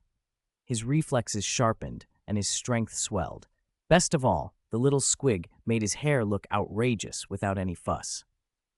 Unlike human nobles with their wax and gels, Stone merely set the creature on his scalp, and it combed his mane with its claws, styling it into the most ostentatious look. Its tail acted like a hairpin to keep it in place. If an enemy messed it up in a fight, it would reseal itself like memory metal. When Bone Tree had punched him in the shoulder during a spar, Stone had hit a stone wall, and not a hair moved. Bone Tree had cursed, "That hairy thing's cheating." "Too bad only greenskins can use it," Stone told the squig, scratching it. The little thing rubbed his palm contentedly. He'd even tried to show it to outsiders. When Felualai came to the tribe, Stone handed the hair squig over, and he knew, but it bared its teeth and bit the human as soon as it touched his hair. Felualai nearly dropped his drink. "Boss, everything's ready!" Bone Tree called from the platform below, snapping Stone back to the present. The center of the pit had been prepared. Goblins had roped off a huge circle, and Gretchen had placed ceramic pots filled with black mushroom spirits beyond the rope. 50 orc big guys stood shirtless within the circle, veterans who'd marched back with Stone from Katushir, fresh big guys newly promoted, and vicious fighters like Ironclaw, famous for twisting beastmen heads off. All of them had heard the prize was a hair squig, and all of them wanted it. Stone jumped down to the circle's edge with his lieutenants Scarface, Kess, and Big Smart. The crowd hushed, eyes fixed. "You lot have been holding back," Stone's voice boomed across the pit. "For 6 months, you've been chopping trees, building walls, digging stone. Today you get to fight proper. One rule, no weapons." He scanned the fighters, eyes alight. "Use your fists, your head, your feet. If you're last one standing, you'll be the fiercest, most reckless warrior of the Blackrock tribe. Winner gets this hair squig. Let all greenskins know who's toughest." Wah! The pit answered as one. Fighting was a greenskin's joy, and with a glory prize like the hair squig, containment broke. Stone barked, "Start!" The orcs in the circle went mad. There was no probing, no feints, only blunt force. A towering orc shoved a mate and slammed him so hard the stone shuddered. Two rippers locked arms and exchanged headbutts until blood streamed down their faces. Another flopped to the ground, locked onto an opponent's leg and bit his calf until the other screamed. The crowd watched with relish. Orc boys slapped their thighs and shouted, "Hit him! Bite his ear!" Goblins on tiptoe clenched tiny fists, more nervous than if they were in the ring. Gretchen hid behind barrels and peered out, shrinking at the sight of blood but peeking again through their fingers. Stone leaned on the platform's railing, grinning wide. He loved simple fighting, no tricks, just pure force. The winner got glory, the loser learned and came back. This was WOG! Suddenly a heavy thud rang out. Ironclaw had been punched in the face by an even bigger orc and staggered back with blood pouring from his nose. He wiped it away, howled, and charged. He rammed the attacker in the gut, wrapped his arms around his neck, and drove his knee into the chest until the man crashed down, unable to rise. "Good," Stone roared, and the pit cheered. Ironclaw grinned up at Stone, mouth red, then turned and barreled toward his next opponent. As the minutes passed, fighters fell. Gretchen dragged the unconscious from the ring. Others stood battered, breathing hard. A few kept their zeal. Stone looked up at the sky, then at the 10 orcs left, doing quick sums. "At this rate, we'll have a winner in half an hour," he mused, fingers on the hair squig, which seemed to fluff its mane at the charged air. "Who'll win?" Scarface asked, eyes on Ironclaw. "Hard to say." Stone pointed to Madfang, a scar-faced brute who just floored a rival and still glared ferocious. "No one knows who's last standing until it's over." Scarface nodded and watched. Bodies collided, pained roars mixed with cheers, and the occasional heavy thump when another orc hit Stone. Sunlight filtered through cracks in Yadu's roof and streaked across the blood-stained floor, making the splatters gleam like trophies. Stone knew this fight wasn't mere bloodlust. It was a carnival for the Blackrock tribe. It let greenskins blow off steam, forge unity, and remind everyone that the Blackrock were fighters worthy of WOG's glory. He stroked the hair squig again, and thinking how glad he was that he'd listened to Skarsnik. After this, the winner would wear the squig, and every greenskin would see the prize that came from following the Blackrock tribe: fights, drink, and glory. "Wah!" Stone shouted into the circle. "Whoever stands last will be the pride of my Blackrock tribe." The orcs surged on, each fighting harder. The crowd's roar climbed until it threatened to tear the roof off Yadu. 110, Ironclaw. The last light of dusk slanted through the cracks of Yadu, bathing the fighting pit in a warm orange glow. On the stone floor lay splinters of wood, dried blood, and a few crushed leather hats. The brutal melee of 50 orc boys had ended some time ago. Only Ironclaw remained standing in the center. He was a walking ruin, his left cheek swollen, blood at the corner of his mouth, his left arm hanging oddly from what looked like a dislocation, and a fresh wound on his right leg still oozing. Each step was a stumble, as if he might collapse at any moment. He did not. Ironclaw kept his head high, chest heaving, green eyes still burning with fierce light. He clutched a torn scrap of leather armor like a trophy. Around the ring, the goblins fell quiet. Even the loudest held their breath. All eyes fixed on the swaying orc. He had won. He had won the most savage, most passionate grand melee. "Ironclaw! Ironclaw!" Someone shouted first, and then the pit erupted. Orc boys roared and thumped their chests. Goblins jumped onto crates, and the pieging laborers waved small fists. Even Furball, perched on the high platform, stood and flicked his tail with a sharp swish. Stone climbed down and walked through the scattered rubble to stand beside Ironclaw. He remembered that 3 months ago, Ironclaw had been nothing more than a young orc trailing behind Bone Tree. Now he was the fiercest warrior in the Blackrock tribe. A smile creased Stone's face despite the grime. "Good boy, you didn't disgrace me." Stone clapped Ironclaw hard on the shoulder, carefully avoiding his wounds. Ironclaw grinned through blood-stained teeth, voice rough as sandpaper. Boss, I didn't lose. I saw it." Stone lifted Ironclaw's still-working right arm high for everyone to see. "The champion of this grand melee is Ironclaw. He's the fiercest, most reckless fighter in the Blackrock tribe." Wah! The cheer rolled up into the sky. Orc boys flung weapons into the air. Goblins spilled black mushroom spirits from pottery jars onto the ground, and even the pigeon laborers ran to the pit's edge to shout. Iron Claw straightened a little, pain dimmed by the taste of glory. This was what he had wanted, recognition from all the goblins. Stone produced a cloth bag from his chest and opened it carefully. Inside sat a small red squig, its fur a blaze of red with a mane like fire and a gold-tipped tail. More vivid than the squig on Stone's own head, it was one of only 3 red furry squigs in the tribe, reserved for champions. This is your reward. Stone set the little squig on Ironclaw's head. The creature seemed to know its new owner. It began to groom his scalp, the mane spreading like a crowned plume, its tail looping once around his forehead to keep the style in place. Ironclaw froze, then reached up with his undamaged hand. The soft fur brushed his fingers, and the squig gently nipped his nail, as if greeting him. Warmth flowed from his scalp through his veins. The dullness in his dislocated arm tingled and moved. The pain at the corner of his mouth eased. He looked at Stone, eyes wide with surprised joy. "This thing isn't just pretty," Stone said with a smile. "It helps you heal. Wear it from now on, and everyone will know you're better than them. You'll be even fiercer." Ironclaw nodded hard, eyes watering. He remembered Bone Tree clapping his shoulder that morning. Win, and you get a furry squig.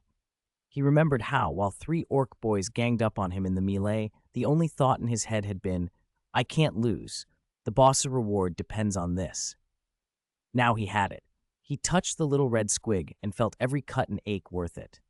The cheering continued, but Stone raised a hand for silence and walked to the center of the circle beside Ironclaw. He scanned the crowd, old veterans, fresh orcs, pigeon laborers stoking bricks, goblin technicians with blueprints, and spoke loudly enough to cut through the clamor. "I know some of you aren't convinced," he said. "You think Ironclaw won by luck. You think you're fiercer, but just didn't get the chance." Some orcs scratched their heads. The goblins whispered. Many had harbored the same thought. If only they'd lasted a bit longer, the trophy would have been theirs. Stone smiled and went on. "I'll tell you this. There's nothing to be unconvinced about. The Blackrock tribe doesn't care about seniority or background. We care about fists. If you want to challenge Ironclaw, go ahead. Challenge Bone Tree, Scarface, even me. If you can beat them, you take their place." The pit exploded. Orc boys' eyes bulged. Goblins' mouths shaped in astonished O's. Even the pigeon laborers froze. Challenge the chiefs? Challenge the boss? They wouldn't have dared to imagine it before. "As long as you win," Stone said, growing more impassioned as he pointed to the high platform where Bone Tree and others sat. "Bone Tree's vanguard captain, Scarface's guard captain, even my position as leader. Yours if you can take it. The Blackrock tribe recognizes the best fighter and the best fighter only." Really? We can challenge the boss?" a young orc asked, voice small with disbelief. "Of course." Stone thumped his chest. "I, Stone, keep my word.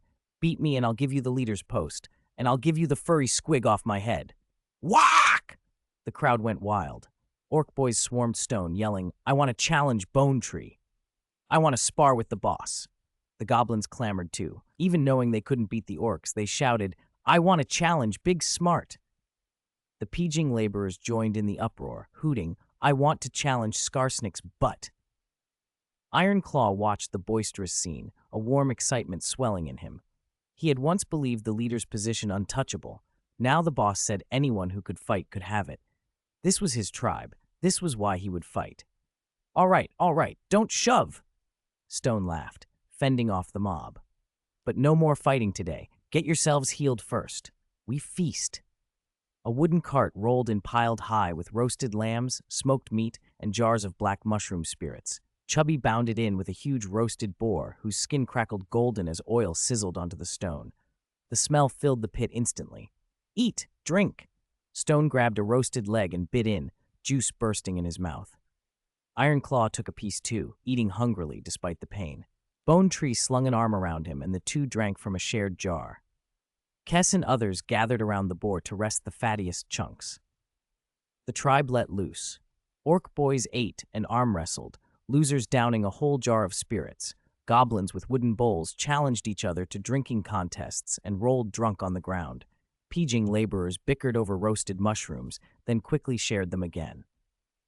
Skarsnik, squatting in a corner, doled out smoked meat to spider riders, small eyes bright with contentment.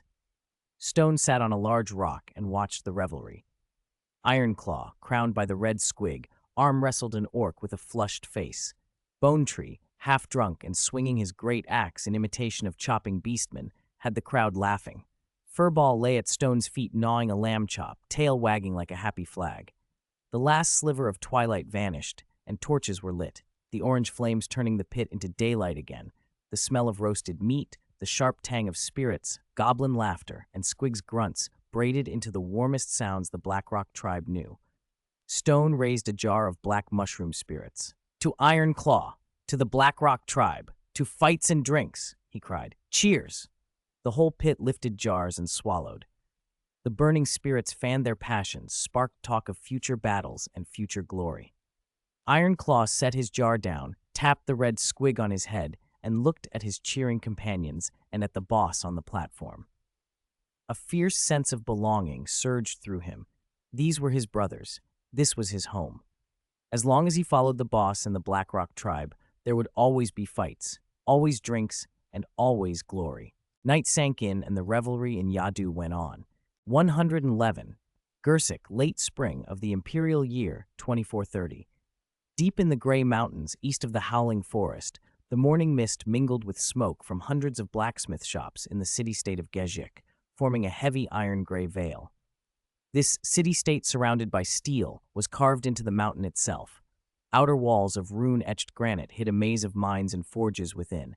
Hammers rang from dawn to dusk, making the mountain tremble faintly. In a dwarven tavern on the city's middle tier, the air was already thick with heat and laughter. Long oak tables groaned under sweating miners and artisans.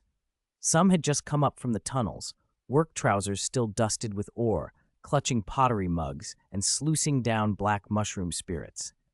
Others had abandoned their hammers and crowded the bench, aprons still flecked with iron filings, boasting about how keen the battle axes they'd finished that day were. These green-skinned mushroom spirits beat our ale 10 times over. A red-beard dwarf thumped his mug down with a loud thwack, liquor splashing. "Last time I drank with a high axe lad, 3 jars and I wasn't even tipsy, but he was under the table." Nearby dwarves exploded into laughter. A gray-bearded miner swirled the pale green brew in his cup. "What's that to you? I prefer this mushroom wine. It's sweet, but it'll twist your hands when you forge. Drank too much yesterday. My hands are still shaking today." A hush slithered through the tavern when someone asked, voice low with curiosity, "This wine came by the Howling Trail, didn't it?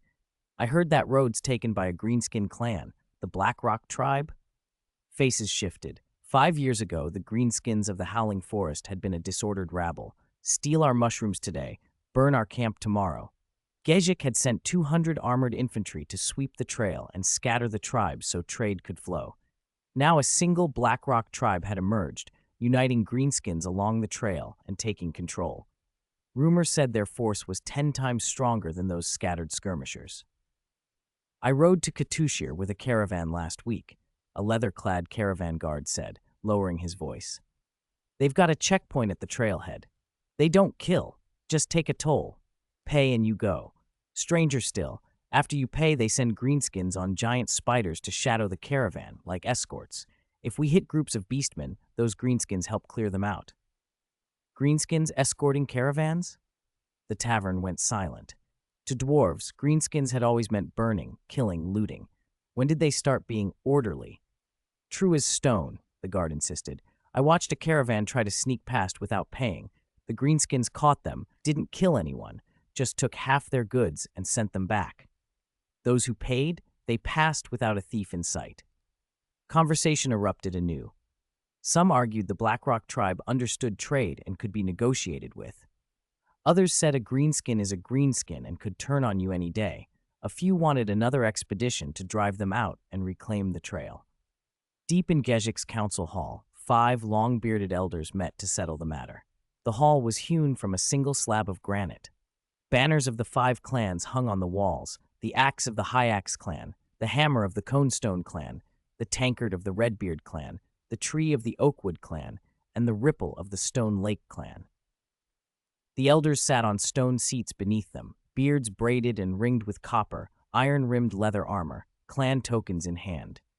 On the round table sat 2 jars of black mushroom spirits and a plate of roasted nuts. Kraz of the High Axe clan drummed the stone surface with his finger. Silver beard braided into 3 strands, small axes tied at the ends. His voice was heavy. "Speak. What do you make of the Howling Trail?" Sui of the Redbeard clan, Redbeard like flame, spoke first, cup in hand. "The Redbeards ran Gezik's caravans and cared for profit. We can't let this Blackrock tribe stand. Greenskins are greenskins. Today they take tolls and escort wagons. Tomorrow they'll plunder our caravans and strike our halls. We cleared them before to protect trade. We can't let them undo that." "I disagree." Wailu of the Conestone clan, in charge of defenses, replied quickly. His beard was dark with stone dust. "They take tolls but don't stop our caravans, and they fight beastmen for us.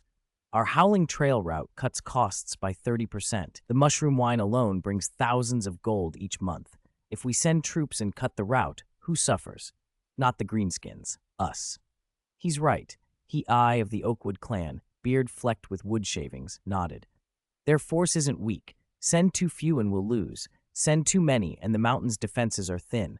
What if chaos beasts press us while our armies are away? Keep the peace, trade properly, and watch them."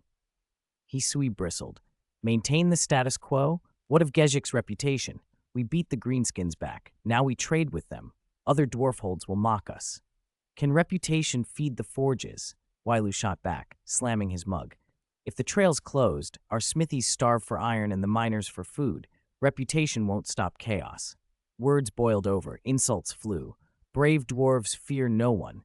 "You stinking stone!" And the 2 men scuffled verbally until Kraz raised his hand. Dang of the Stone Lake clan had said nothing. His beard rippled gray and white. As steward of water and intelligence, he preferred to watch and weigh words before offering them. "What of you, Dang?" Kraz asked. Dang set down his cup and spoke with a hoarse calm. "My intelligence agent returned. The Blackrock leader is called Stone, and he's not like other greenskins. He builds as well as fights. He's raised a fortress by the trail and makes a substance they call cement for walls. They have order, miners, smiths, even brewers." He looked at each elder in turn. "They trade not only with us, but with the humans of Katushir and with chaos dwarves to the south. They're not content to plunder. They want to claim the trail as territory and live by trade and tolls." Silence fell. Greenskins who built fortresses, mixed cement, and traded with humans and chaos dwarves, that was no mere change in habit. It was a different creature altogether. "So what do you recommend?" Kraz asked. Dang stroked his beard. "We can't attack blindly, nor ignore them. Send an envoy to this stone. Negotiate a reasonable toll, guarantees for caravan safety, permission to sell raw iron but not finished weapons. Keep our intelligence watching to see if they collude with other powers." Sui opened his mouth to object, but Kraz cut him off. "Dang's plan is sensible. Too much risk in rash action, too much passivity in doing nothing. Send the envoy and wait for more reports. We'll revisit this at the next council." Reluctant nods circled the table. Sui snorted but drank. Wailu exhaled and poured another cup. Ei, and Dang agreed with slight smiles. The council shifted topics to mine output, new smithing techniques, and the upcoming Dwarf Beer Festival. The jars on the table emptied, the roasted nuts vanished, and the banners on the wall fluttered as if bearing witness to a choice that would shape Gezik's future. Outside the Gray Mountains, on the Howling Trail, Blackrock spider riders escorted a Gezik caravan toward Katushir. The dwarf guards watched the greenskins and their giant spiders with wary eyes and a trace of resignation. Who would have thought the foes they once chased would now serve as guardians? As dusk fell, Gezik's smithies burned on. The hammering and tavern laughter braided into the city's living rhythm, the steady heartbeat of a place built of stone and steel, caught between caution and profit, wariness, and the strange new order forming along the trail. 112, Redbeard. The heavy stone door of the council hall closed slowly behind him. Sui of the Redbeard clan clutched his bronze pipe, knuckles white. The granite floor picked up the torchlight on the wall and threw his shadow long across the corridor. His reddish-brown beard hung to his chest, quivering with each sharp breath. His temper still burned from the council's arguments, each memory of the debate like a thorn in his side. "Cowards," A disgrace to all dwarves, he muttered and hurried on. 3 attendants from the Redbeard clan trailed him in silence. Their chief had a reputation for a short fuse, especially when the talk turned to trade routes and dwarven honor. He would brook no equivocation. Tucked into a corner of the council castle stood an old watchtower, half claimed by moss and with a single rusty iron brazier still serviceable. Hisui pushed open the creaking door, drew flint from his pocket, and with a few clicks lit the tobacco in his pipe. Thick smoke curled from his mouth into the damp air, and for a moment soothed the heat in his chest. He leaned against the cold stone and watched the distant blacksmith shop, the clanging faint through the walls, while his thoughts churned. 5 years ago, when Gezik's heavy infantry smashed the greenskin horde in Howling Forest, how mighty they had seemed. Back then, a dwarf with an axe could dismiss any foe. Now, a Blackrock tribe occupied Howling Trail, and the council's elders argued for maintaining the status quo and investigating the details. What was that but fear, dressed in words? Caravans paid tolls under the greenskins' noses, even hiring them as escorts. If other dwarven city-states learned of it, wouldn't they laugh at Jishik for turning coward, especially Wailu, that stony lot, always ready with a sneer? Anger flared. He knocked his pipe against the brazier. An ember popped, and the nearest attendant flinched. Hisui turned low-voiced to the closest man. Go. Find Li Gi. Quietly. No one else must know. The attendant bowed and darted away down the corridor. Hisui relit his pipe and stared toward the forest, the entrance to Howling Trail and the Blackrock stronghold. If the council would not act, the Redbeard clan would. If he could wipe the Blackrock tribe from Howling Trail, the elders would have nothing left to say. It was time for the Redbeard name to rise again. Heavy boots announced another arrival. A broad-chested dwarf filled the doorway, half a head taller than Hisui, shoulders made to shove doors open. Iron-studded leather covered him, and 2 sharp, short axes hung at his belt. Li Jie, brave leader of the Redbeard Guard, knelt on one knee and saluted. Hisui helped him up and handed over a packet wrapped in oiled paper. Try this. I traded for it from a human caravan, stronger than our stuff. Li Jie packed tobacco into his stone pipe, lit it, and grimaced at the unfamiliar burn.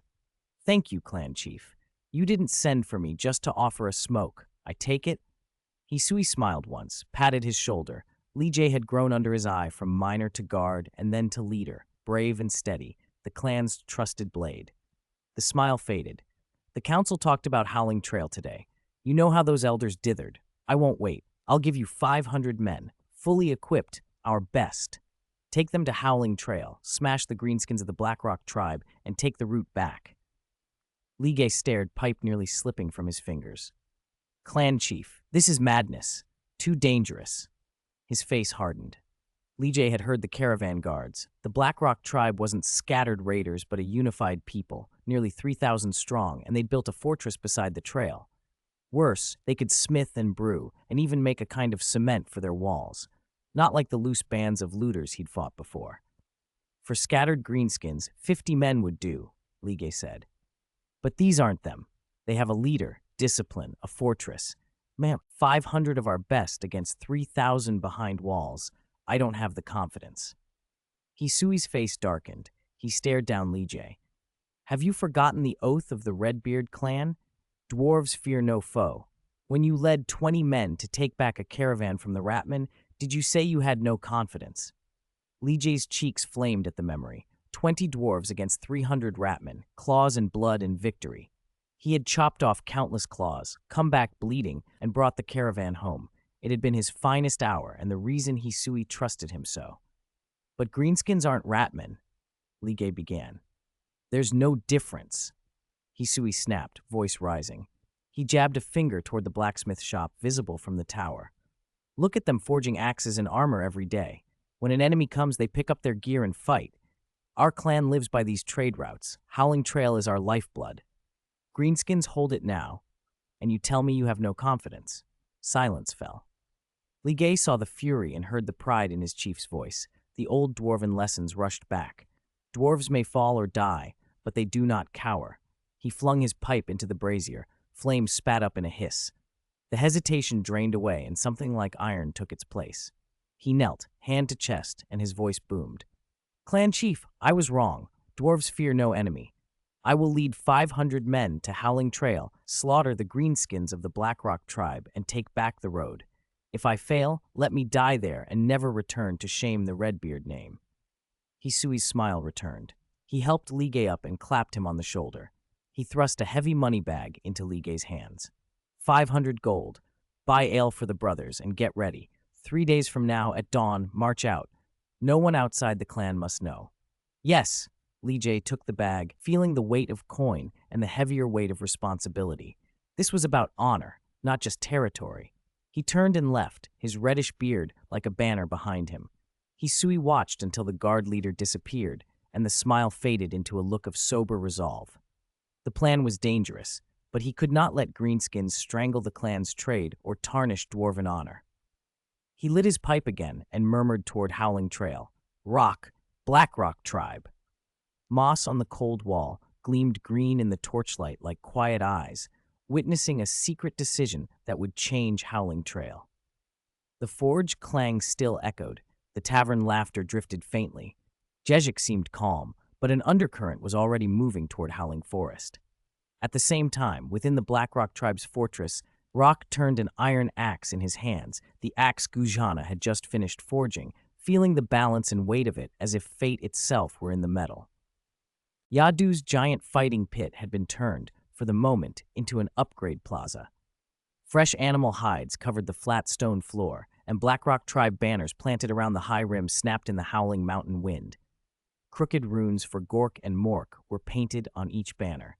Iron heads stood on the raised platform, cradling a dozing furball, while a crush of greenskins packed the pit from the floor to the edge like hungry squigs waiting to be fed.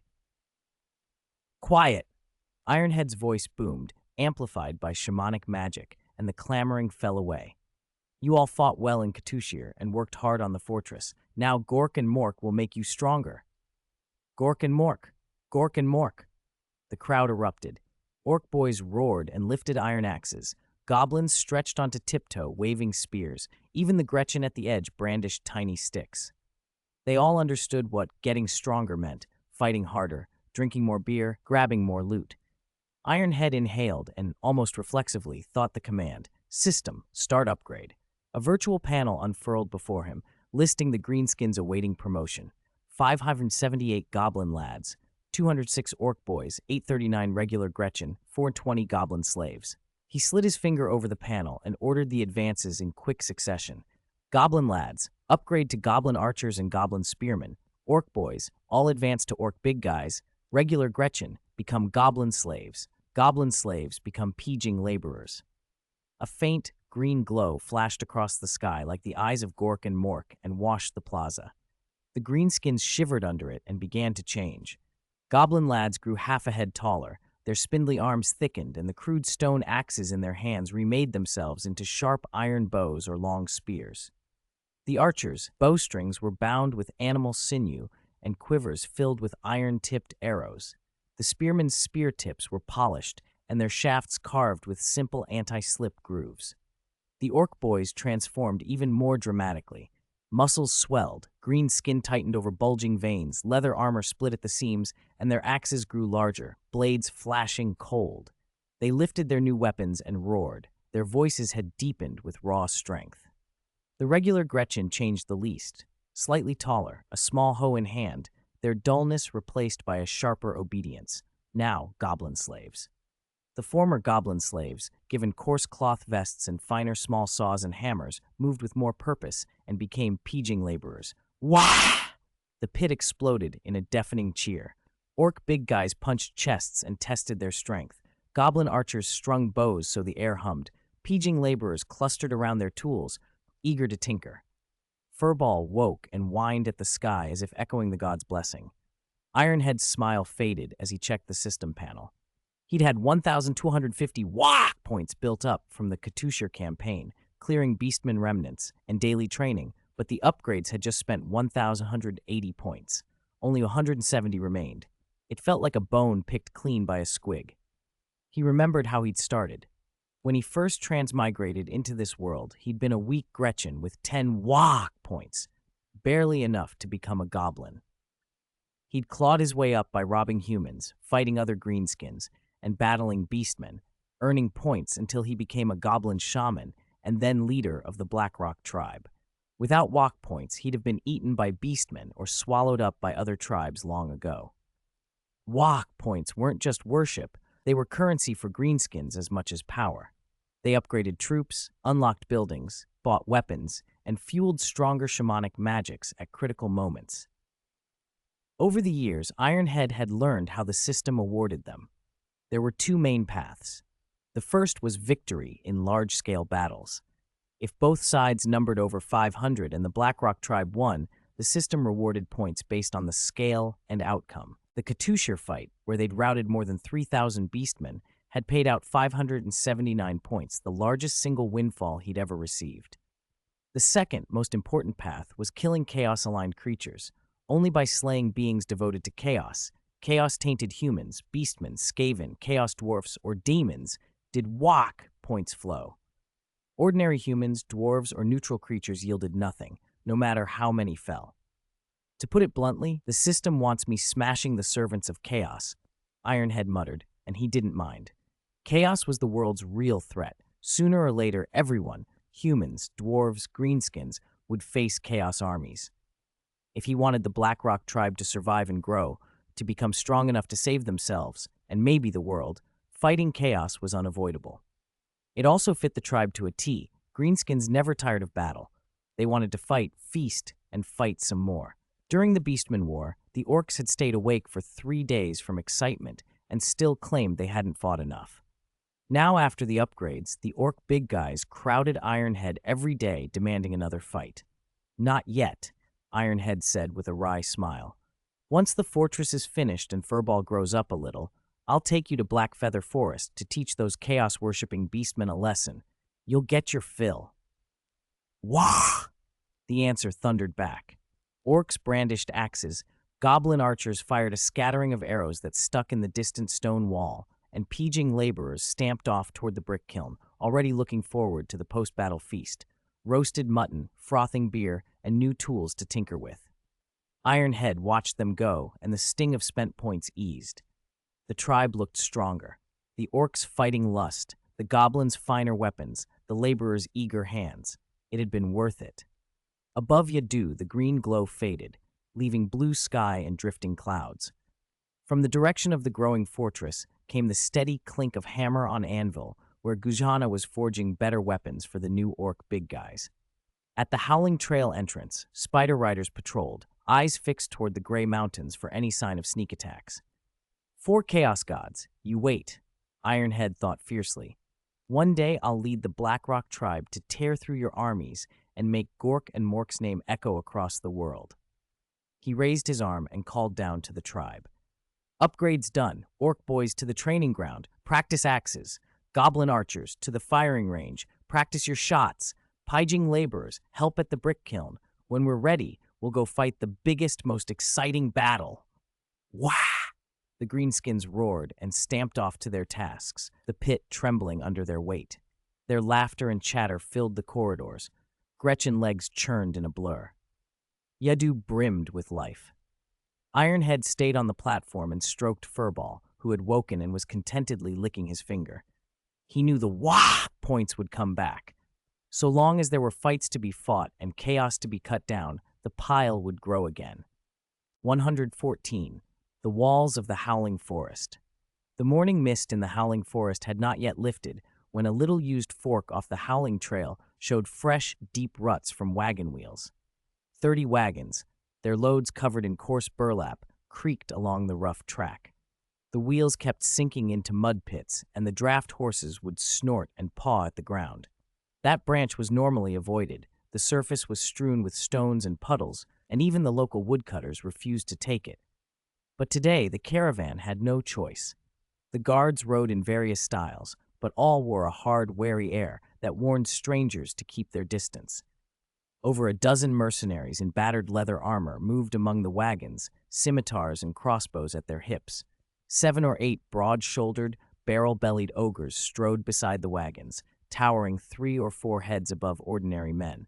Only a rusted iron plate had been welded over their bellies for protection.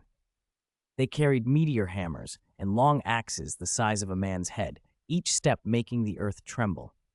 Most striking of all were nearly 100 lion knights in silver-white lionheart armor, a roaring lion's head embossed on each breastplate. They sat tall on identical white chargers, swords at their hips and longbows on their backs. Their ranks were as straight as rulers, a rigid line in the middle of the forest mud. This was a caravan from Prince Patton's fiefdom, one of the most powerful forces along the border. "Damn this road! It's worse than the muck outside Barton Castle," Jipu cursed, jerking on his reins as a wagon wheel sank half a meter into a pit. The middle-aged veteran commanded the convoy. His temples were dusted with gray, a knife scar cut his cheek, and mud speckled his lionheart armor. But his tall, upright figure still looked every inch a knight. He rode back and forth on his horse, directing the mercenaries and ogres to help push, while complaining to his adjutant. "If I'd known it was this bad, we'd have waited a few days and gone around through Catastrophe." The adjutant nodded quickly.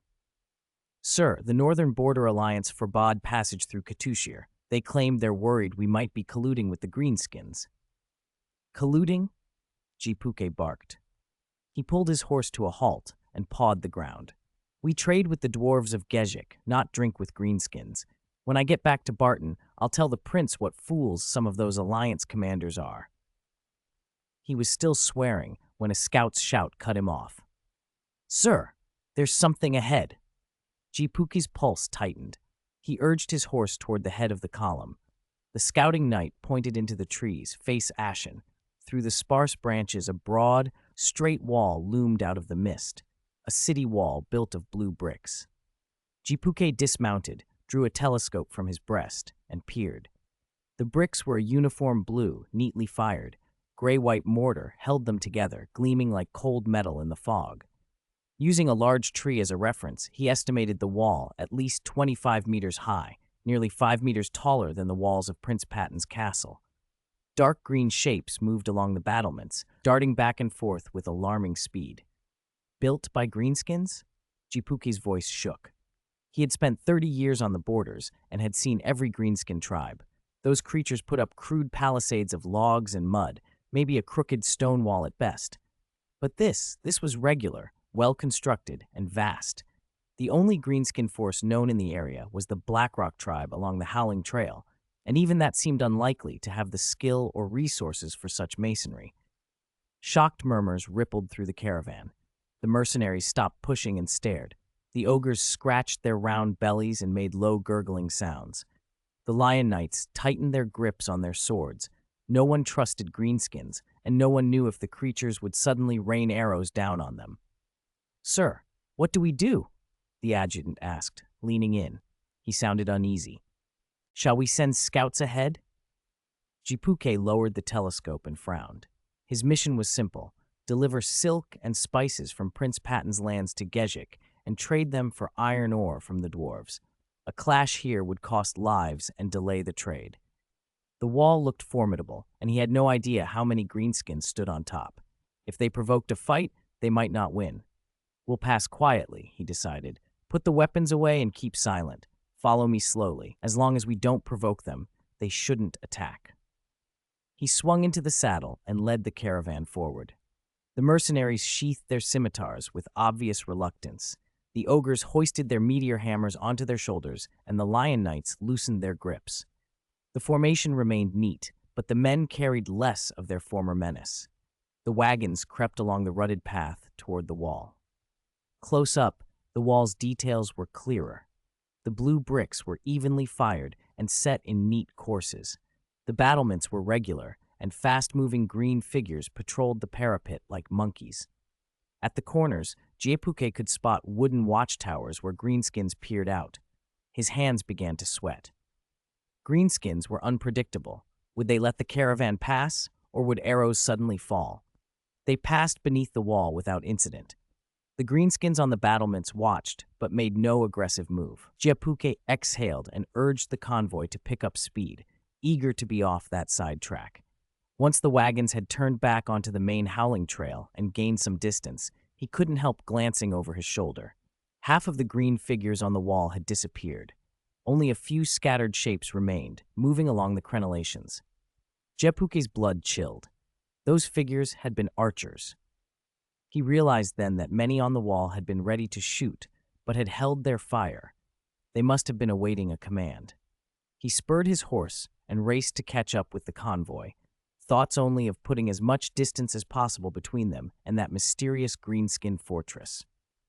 On the wall of the Blackrock tribe, Huoya waved his hand. The goblin archers at his side obeyed without hesitation. The leader of the archers, missing 2 teeth and bearing a knife scar across his face, held a longbow made especially for him, the very kind Stone had asked Gujana to forge. "Put the bows down. Climb back into the watchtowers and rest." Huoya's voice was thin but sharp. "The boss said that if the caravan doesn't cause trouble, we don't bother them.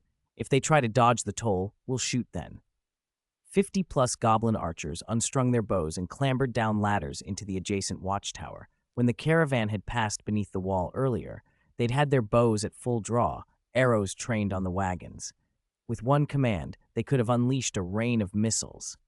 But Stone's orders had been clear. Caravans that traveled normally and paid the toll were to be left alive, even escorted secretly when useful. Merchants brought coin in trade. There was no sense in slaying every convoy. Huoya leaned over the crenellation and watched the lionhead banner of Prince Patton's caravan shrink into the fog. He grinned, gums showing where teeth were missing.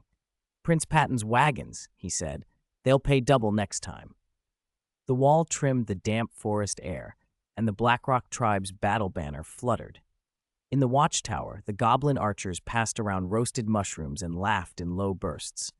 Below, pidging laborers were still filling potholes in the road with gravel, and the ring of hammering came from the distant blacksmith shop where Gujana was likely at work, forging weapons for the orc big guys once more. 115. See the results. It was just dawn, and the mist in the howling forest hadn't yet cleared when the Blackrock tribe's cave was roused by a sharp blast on the horn. Stone stepped onto the damp grass and started waking the dozing greenskins. Orc boys rubbed their eyes as they crawled from their tents. Goblins yawned while clutching their weapons, and even the laziest Gretchen were hustled awake by Furball's tail. Today was special. He was taking Gujana, Scarface, and Big Smart up to the northern mountain pass to see the payoff of the tribe's half-year of hard work. "Hurry up. Anyone who dawdles won't get any roasted lamb tonight," Stone shouted, swinging up onto his mount, Little Piggy. The Arachnarok queen had grown to the size of a full-grown ox. Her ink-black carapace gleamed with a metallic sheen. Her 8 thick legs left deep impressions in the ground, and a layer of cured hide on her back made riding as steady as the earth itself. Not fully mature yet, she was already Stone's most reliable mount, and over the past 2 years, her help shuttling between the pass and Ironhold had saved him a great deal of trouble. "Boss, how did Little Piggy get so big? Last time she wasn't half this size." Scarface walked beside them, marveling at the queen spider. "She followed me. She found meat. Of course she grew strong," Stone said, patting the carapace. Little Piggy bumped his hand with her head and scuttled her legs faster in a pleased tremor.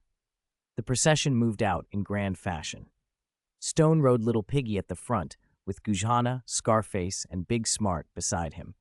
In the middle marched 200 orc big guys and 300 orc boys, axes and choppas slung over their shoulders, their steps chaotic but powerful. Behind them came 300 goblin archers and spearmen, and 500 Gretchen laborers, carrying bundles and gossiping loudly. Because the Gretchen's legs were short and the group large, by the time they reached the pass, the sun was already falling toward the west. The late light bathed the mountain pass, dyeing the bluestone city wall that stretched before them a steely gray. The 25-meter-high wall lay like a sleeping dragon between the peaks. Blue bricks caught the afterglow with a cold, hard glint. The mortar between them was set like rock. Battlements lined the top and watchtowers rose at each corner, giving the whole thing a solemn, ruthless air. The boisterous greenskins fell silent. Every head craned upward, eyes wide. Even their breathing softened. They had never seen a building so tall, so regular. Awe held them. Stone's lips curved into a smile. This was the reaction he wanted, to show every greenskin who came to Blackrock that this place was different. They had sturdy walls, a home to shelter them from wind and rain, and something to be proud of. At the foot of the wall, people were already assembled. Orc troops stood in ranks. Goblins carried freshly forged iron bows, and the most striking were the Gretchen sappers, sturdier than ordinary Gretchen, wearing coarse linen vests and bulging satchels filled with small hammers, saws, and new cement trowels. It was thanks to these little fellows that the wall had been completed in only 2 years. Stone dismounted and went straight to the sappers, patting one on the shoulder. "You've worked hard. You moved a lot of bricks these past years." The Gretchen nodded enthusiastically. Being praised by the chieftain was better than mushroom ale. Stone watched them with a full heart.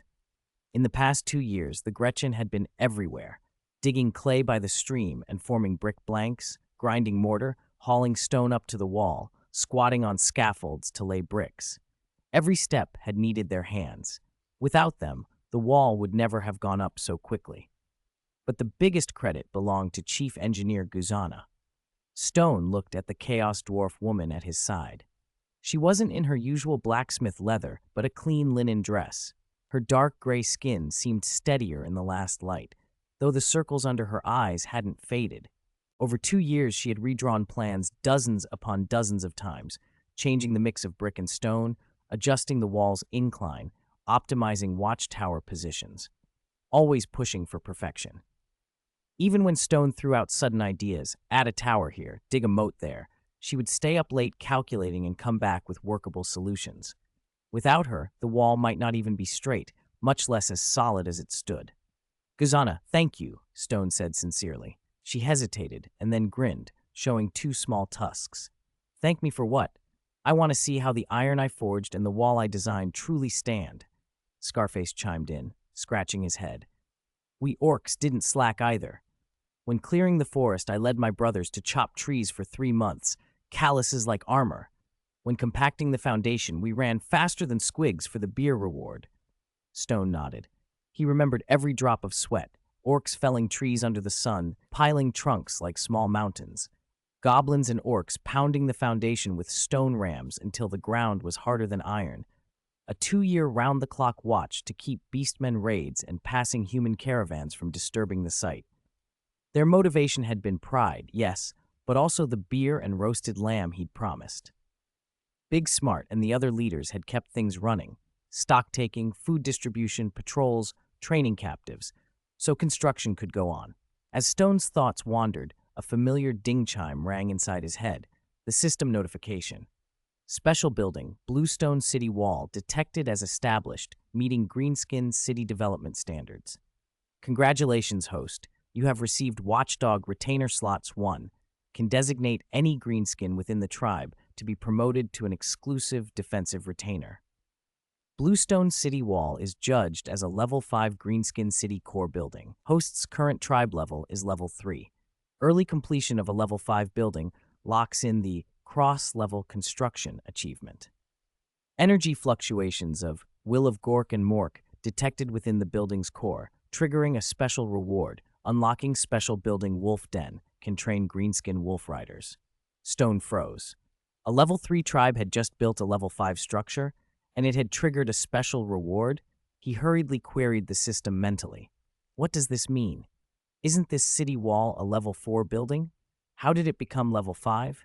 And the Will of Gork and Mork, wasn't that an item from the last main quest? To the host, a normal greenskin city wall is Level 4, but the Bluestone City Wall built by the host integrates human brick and stone craftsmanship with greenskin whack energy. The mortar's strength far exceeds ordinary binders and meets Level 5 city core building standards. Because the host completed it 2 levels early, it attracted the attention of Gork and Mork, unlocking a special reward. Will of Gork and Mork is a key item for establishing a greenskin province. The establishment of this city wall activated the item's energy. This item can now be used to unite surrounding greenskin forces and establish the Blackrock province. Stone understood then. By luck and stubborn effort, he had blended human masonry with greenskin fury and built a Level 5 wall while the tribe itself was still Level 3, like building a fortress while others were still putting up shacks. No wonder it drew the gods' notice. A pale green shaft of light shot down from the top of the wall and landed in Stone's palm. When the glow faded, a fist-sized yellow-green orb sat there, its light swirling like a trapped tornado. In its center, two tiny green-skinned figures spun, one with a giant axe, the other with a long spear, hitting each other and laughing. "This is the will of Gork and Mork?" Stone stared at the orb, stunned. It was the item the system had rewarded him when he completed the main quest, Unify the Greenskins of the Howling Forest. He'd never known how to use it and hadn't expected the city wall to activate it now. The orb felt warm and hummed with violent energy, as if countless greenskin battle wills were compressed inside. "Boss, what's that in your hand?" Scarface leaned over, eyes wide. "Why's it spinning by itself?" Stone slipped the orb into his cloak, too important to flaunt. He patted Scarface's shoulder and smiled. "Nothing. It's a blessing from Gork and Mork. Come on, I'll take you up to the top of the wall." He led them up the granite steps. Guzana, Big Smart, and Scarface followed, and the others cheered and streamed after them. The steps were 2 meters wide, room for 2 orcs to walk abreast. At the top, the evening breeze carried the damp scent of the forest and the distant swamp. From the battlements, the pass spread out below. The howling trail wound like a ribbon from south to north. Distant trees were a flush of green, catching the sunset's gold. Back toward the tribe, smoke rose, and the mushroom garden shaped a familiar outline. "From now on, this will be the gateway to our Black Rock tribe." Stone spread his arms and shouted to the greenskins behind him. "With this wall, neither humans nor chaos will easily set foot on our ground." Wah! The greenskins answered with a roar that made the wall tremble. Orc boys raised axes and howled. Goblins waved their bows and leapt. Gretchen pumped tiny fists. Guzana stood beside Stone, watching the sunset with blood-red eyes brimming. "I never thought we'd actually build it." "We actually did," Stone said. Inside his head, he was already calculating the uses of the system rewards. A wolf den beside the wall could train wolf riders and boost their mobility. The will of Gork and Mork was the key to founding the Blackrock province. The wall was only the beginning. 116. City Walls and Mushrooms. The morning dew still clung to the mushroom caps when Stone, stepping on the damp grass, arrived at Yadu's mushroom field. 3 Tier 2 mushroom plots were neatly arranged in the valley. The pale green combat mushrooms towered higher than a man, their caps faintly glowing. Pieging laborers carried bamboo baskets and carefully harvested the ripe fungi. These mushrooms were not only raw material for brewing, but the foundation of the tribe's development. Stone's eyes fell on the system's virtual panel in the center of the field. An upgrade prompt glowed clearly. Detected 3 Tier 2 mushroom fields meeting merger conditions. Can consume 500 whack points to upgrade to a Tier 3 mushroom plantation. After upgrade, mushroom yield plus 150%. Squig and greenskin reproduction speed doubled. Orc boys cultivation unlocked, and goblin slaves can advance to pieging sappers. He couldn't help grinning. This wasn't just a simple yield increase, but a qualitative leap. Doubling mushroom output meant the tribe could brew twice as much mushroom wine and double the gold earned from trade with humans and dwarves. Faster squig and greenskin reproduction meant the tribe's military and labor forces would swell. Best of all were the new functions: Orc boys cultivation and pieging sappers advancement. Orc boys had once been acquired only through raids and captures. Now they could be cultivated in the mushroom fields. And pieging sappers would be far more practical than ordinary goblin cannon fodder. Tens of thousands of pieging sappers, Stone thought. If there were 100,000, they could log, quarry, make bricks, mine, even build roads and walls. The tribe's productivity would be terrifying. The orc boys could focus on fighting. He glanced at the busy Gretchen and turned to leave. Skarsnik was watching them, after all. This goblin mushroom expert knew the fields better than his own spiders. From planting to harvesting, pest control to humidity regulation, he handled everything. Stone felt completely confident leaving the mushroom fields in his care. Stone whistled as he left. In a nearby open space, Furball came tearing over, wagging his tail. This giant squig could now change size freely through magic. When small, he could curl into a cat-sized napper in Stone's arms. When large, he could grow up to 2 meters tall, like a small lion, serving as mount and charging beast. Now he kept a medium size, his head at Stone's waist. A few goblins were saddled on Furball's back. "Let's go. Let's check the city wall." Stone swung onto Furball. The squig gave a single whimper and started running toward the mountain pass on his stubby legs.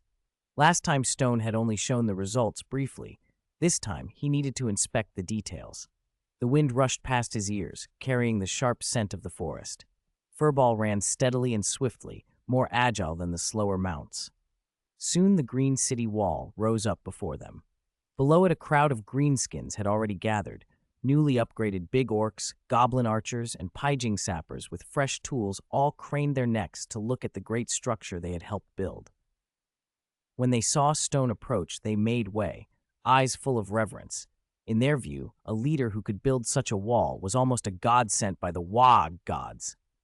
"Everyone, come up, look around." Stone dismounted and led them up the granite steps to the wall. The greenskins roared and followed, gibbering excitedly, their footsteps light. As soon as he stepped onto the wall's top, Stone's mind automatically displayed the data he'd memorized. A strip stone foundation 5 meters deep.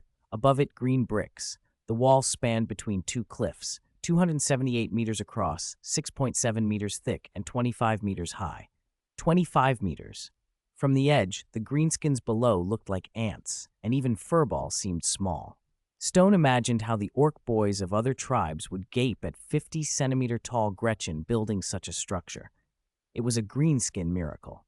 He knew the height wasn't vanity. Which race in this world didn't feel giants? The minotaurs he'd met were over 3 meters tall. Chaos beasts could tower 5 meters. If the wall were too short, any giant could smash through it. Fortunately, this was a green brick wall, built layer by layer with cement.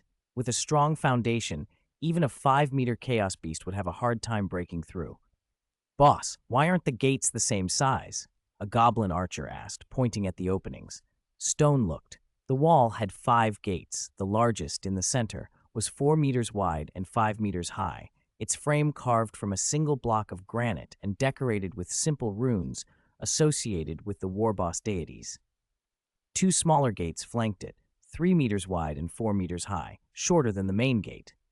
"The middle one's the main gate," Stone said, touching the elm door panels of the central gate. "It's usually kept closed, only open during major battles or when big merchant caravans pass.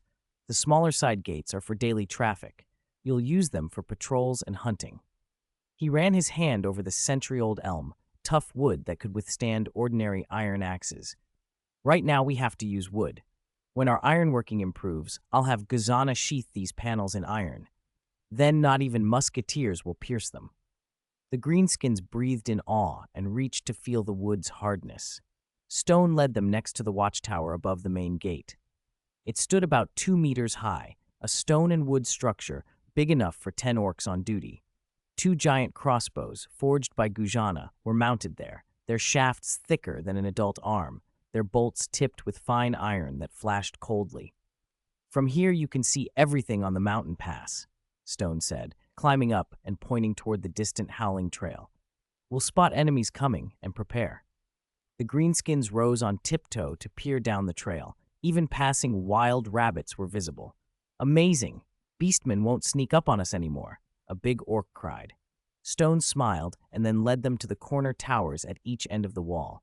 These towers soared higher than the main watchtower, 13 to 14 meters tall, like 2 sentinels. Also stone and wood, they were narrow and long, with spiral staircases leading to observation decks. From the top, the view opened even wider, the mountain pass, distant forest and swamp, and faint shapes of the mushroom fields and the blacksmith shop. "These corner towers are our eyes," Stone said, patting the observation deck rail. "From now on, the fastest goblin archers will be stationed here. Whether it's a human caravan or chaos units, once they're in our sight, they won't escape." They nodded eagerly, eyes bright. A goblin wandering along the wall suddenly pointed at the outer face and shouted, "Boss, look at the stone platforms sticking out." Stone turned to see semicircular bastions protruding from the outer wall every 10 meters, about 3 meters across and over a meter out, each with crenellations and space for 2 archers. "Guzhana and I argued over this for days," he said with pride. We call them bastion platforms. Don't underestimate them. If enemies try to climb the wall, archers on these platforms can shoot from the side, creating crossfire and pinning them. Gajana, who just climbed up, added with a grin. There's an even cleverer part. Look at the bastions in front of the main gate. They form a semicircle. If enemies break through an outer gate, we haven't built that outer gate yet, but we will, and rush into that semicircle, they'll find a stronger main gate ahead blocking them. Their retreat will be cut off while waves of our troops pour in. They'll be trapped like rats in a jar. She pointed to the crenellations on the bastions. Archers on the watchtower, on the corner towers, and on these bastions will be able to fire from all directions. No matter how many they are, they won't get out. The greenskins' faces lit up with understanding and admiration. Brilliant! No one can get inside, a big orc shouted, punching the air as if he could already see enemies cut down by a rain of arrows. Stone looked at the eager faces and at Gazana beside him. This wall was built not only of green bricks and mortar, but of wisdom and sweat. Gretchen hauling bricks and laying courses, orcs and goblins keeping watch day and night, Gazana's designs, and the architectural knowledge Stone had brought from Earth. A wind from outside the wall carried swamp moisture and fluttered the war banners on the watchtower. Stone leaned against the crenellation and watched the greenskins below, some cleaning crossbow bolts, some checking brick seams, some practicing shooting from the bastions. Everyone was working hard to protect the wall and their home. He touched the Wog orb in his arms and felt the violent will of the warboss gods within. With this wall, the upgraded mushroom field, and these loyal greenskin brothers, the Blackrock tribe would establish itself in this chaotic world and grow stronger. Let's go check the moat design at the base, Stone said, standing tall and leading them toward the steps. Once the moat's dug and filled with water, our city will be even safer. The greenskins roared and followed, their footsteps echoing on the wall's top. 117. Dwarfs approach. In the days that followed, the Blackrock tribe ran like a tightly wound machine. Every morning before dawn, Big Smart cornered Chiteau at the tent entrance, clutching a crumpled beast-hide ledger that crookedly recorded the tribe's resources and manpower. The mushroom field needs 50 Peejing sappers to pick mushrooms, he read. The blacksmith shop is short 2,781 iron ore chunks. The wall guards are still missing 19 goblin archers. He handed Chiteau the ledger for approval. Boss, the orc big guys who just leveled up yesterday are demanding a fight again. Big Smart stood on tiptoe, his small eyes anxious. They say practicing with axes every day is boring and want to go out and chop some long-haired monsters for fun. If we don't let them fight soon, they might tear down the practice stakes. Chiteau rubbed his throbbing temples. The green-skinned youths had been cooped up far too long, building the city walls, upgrading the mushroom fields. Half a year had passed without a proper fight. The orcs' axes were nearly rusty, and the goblins' arrows nearly moldy. If they had no outlet, chaos would follow. Have Bone Tree take 50 orc big guys and 150 orc boys to sweep the forest edge and capture a few beastmen as live targets, he said through clenched teeth. No killing, bring them back alive for the new recruits to practice on. Big Smart nodded, pocketed the ledger, and ran off. Before Chiteau could breathe, Scarface came barreling up, great axe in hand and eyes bright. Boss, the city wall's moat is finished. Should we try flooding it? I had the goblins make wooden sluice gates to control the flow. If the enemy attacks, we can fill it and stop them from crossing. Good, let's go see.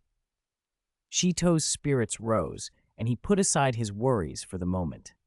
At the base of the wall, they found a moat 5 meters wide and 3 meters deep, dug along the foundation and connected to a distant stream.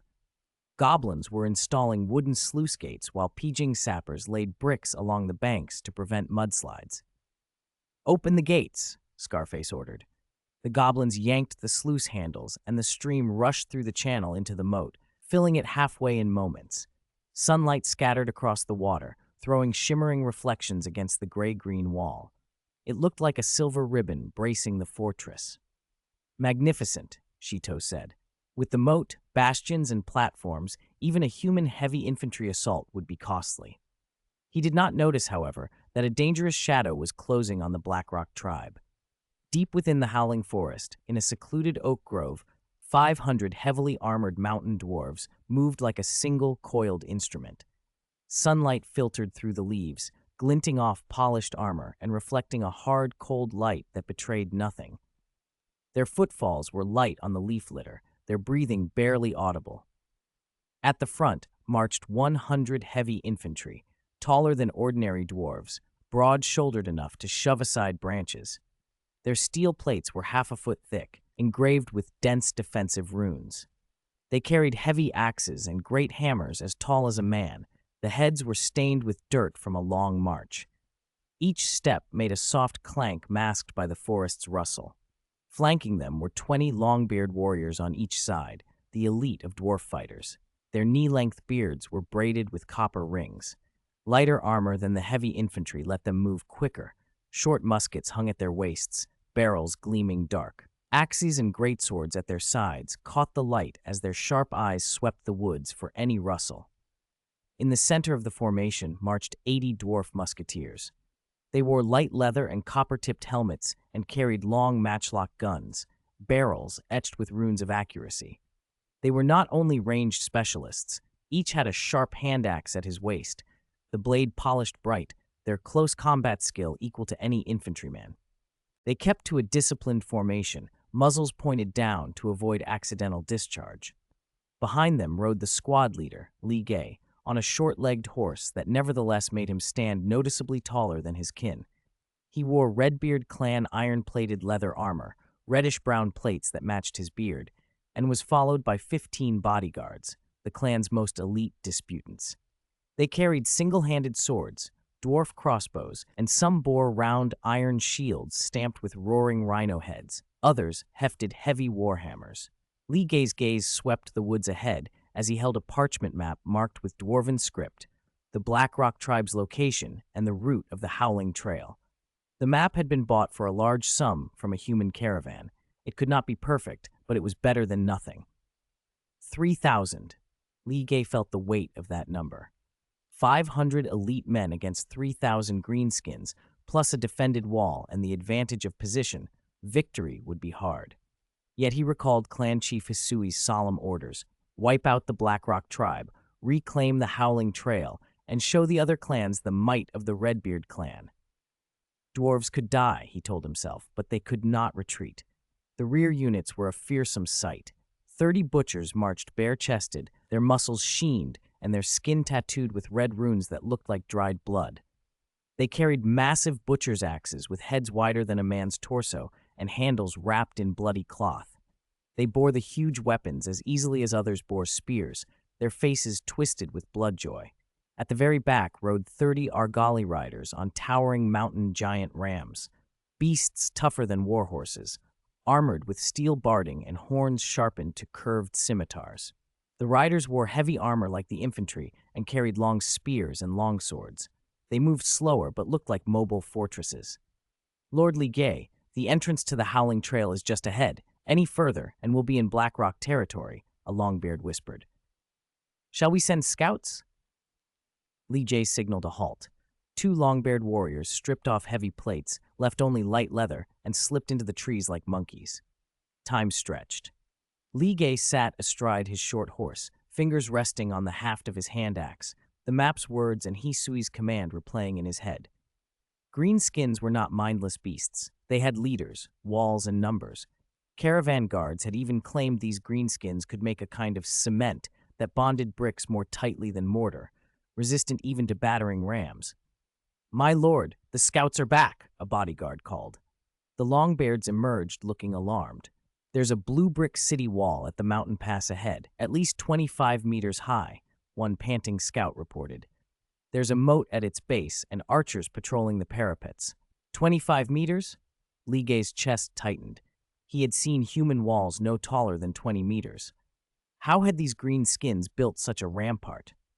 "The gate is wooden but stout," the other scout added. "There are many projecting platforms on the wall for shooting." We also saw over 200 greenskins leave the tribe and head to the forest edge, looked like hunting parties. 200 away left nearly 3,000 inside, numbers and defenses stacked against them, moat, bastions, platforms, designs that didn't look like greenskin work but like human or dwarf engineering. A butcher snorted, the red runes on his shoulder gleaming. "My lord, we're too few. These greenskins aren't easy." Li Jie looked back at his 500, heavy infantry with gleaming armor, musketeers with muzzles lowered, butchers thirsting for blood, Argali riders pawing. These were the best Hisui had spent a decade forging. To retreat now would betray the chief and dishonor the dwarven creed of fearlessness. "Forward," Li Jie said, voice low but relentless. "We'll circle along the forest. The musketeers will breach the gate, heavy infantry will charge, and butchers and riders will cover the flanks. We take the wall in one swift blow." "No buts," he drew his hand axe. Sunlight flashed cold on the blade. "Dwarves do not fear numbers. Even if the greenskins number 10,000, we will cut a bloody path, for the honor of the Redbeard clan, for the dignity of Geshic." "For honor!" 500 throats roared, and the forest swallowed the sound. The formation tightened. Heavy infantry led, axes on shoulders, musketeers prepared their matchlocks. Butchers grinned fanatically, Argali riders urged their rams. Li Jie rode in the center, determination etched into his face. He knew this battle might be his last. Perhaps he would never again taste black mushroom spirits or see Hisui's face, but he had no regrets. To die with honor was a dwarf's best fate. They moved like a torrent of steel, their craftsmen's anthems humming low under breaths. The Redbeard war song rose in a rough chorus, a hymn to forges, anvils, war axes, and iron, a vow to defend Geshic with bone and blood, to never flee, to let enemy blood stain the ore and the clan's mustache be wetted with victory wine. It spoke of chiseling through age-old rock, of warhammers shattering forts, of planting banners on ruined nests, promises to ancestors and the Book of Honor. As the sun sank, forest light dimmed and shadows thickened. The coming battle loomed like a promise of death. At the same time, the Blackrock tribe remained busy and unworried. She too inspected giant crossbow bolts with Guzana. Scarface directed goblins reinforcing the sluice gates. Bone Tree had already set out with the orc big guys to the forest edge to capture beastmen and relieve boredom. No one knew an elite dwarf force had crept to their doorstep. No one guessed a sudden, massive clash could erupt at any moment. The wind from the howling forest carried a faint iron tang of blood, but it was muffled by the richer smells of mushroom wine and roasted meat. Below Howling Trail, on the northeast side of Howling Forest, a narrow cave tunnel plunged 500 meters into the earth. Damp air and the stench of soil hung heavy in the cramped passage. The Skaven in the lead, Greenhead Cease, clawed at his gray-green fur in irritation. His sharp nails tore bloody lines across his scalp. The map, scratched on a piece of animal hide, was crumpled in his hand like waste paper, its crooked lines and symbols now almost meaningless. "Squeak! What in the world is this damned map?" His voice snapped with the skittering tremor of his kind, and the hide in his grasp was warped from the force of his grip. He was the vanguard of the Jia clan, dark brown scale armor gleaming greasy, 2 poisoned daggers at his belt, and a tiny blunderbuss slung on his back. An elite storm vermin ought to have led his troops directly to their target. Instead, they were lost. The assembled Skaven dared not make a sound. Hundreds of storm vermin stood pressed along the tunnel, heavily armored, iron breastplates dented and stained, helmets curving into twined tusks, barbed spears and spiked hammers at the ready. Their armor still bore dried blood from earlier fights, yet they cowered beneath Greenhead Sis's fury, tails tucked, not even daring to twitch. Beyond them, 700 or 800 clan rats huddled, some with iron shovels for digging, others clutching cloth sacks of dried rations, their small eyes anxious. Everyone knew what happened when the vanguard lost his temper. "You, come here." Greenhead Sis suddenly barked, pointing to a scrawny Skaven skulking at the back, the team's cartographer trying to make himself invisible behind the clan rats. The cartographer flinched and scurried forward, dropping to one knee. His voice shook. "El Leader, you called for me?" "Called for you?"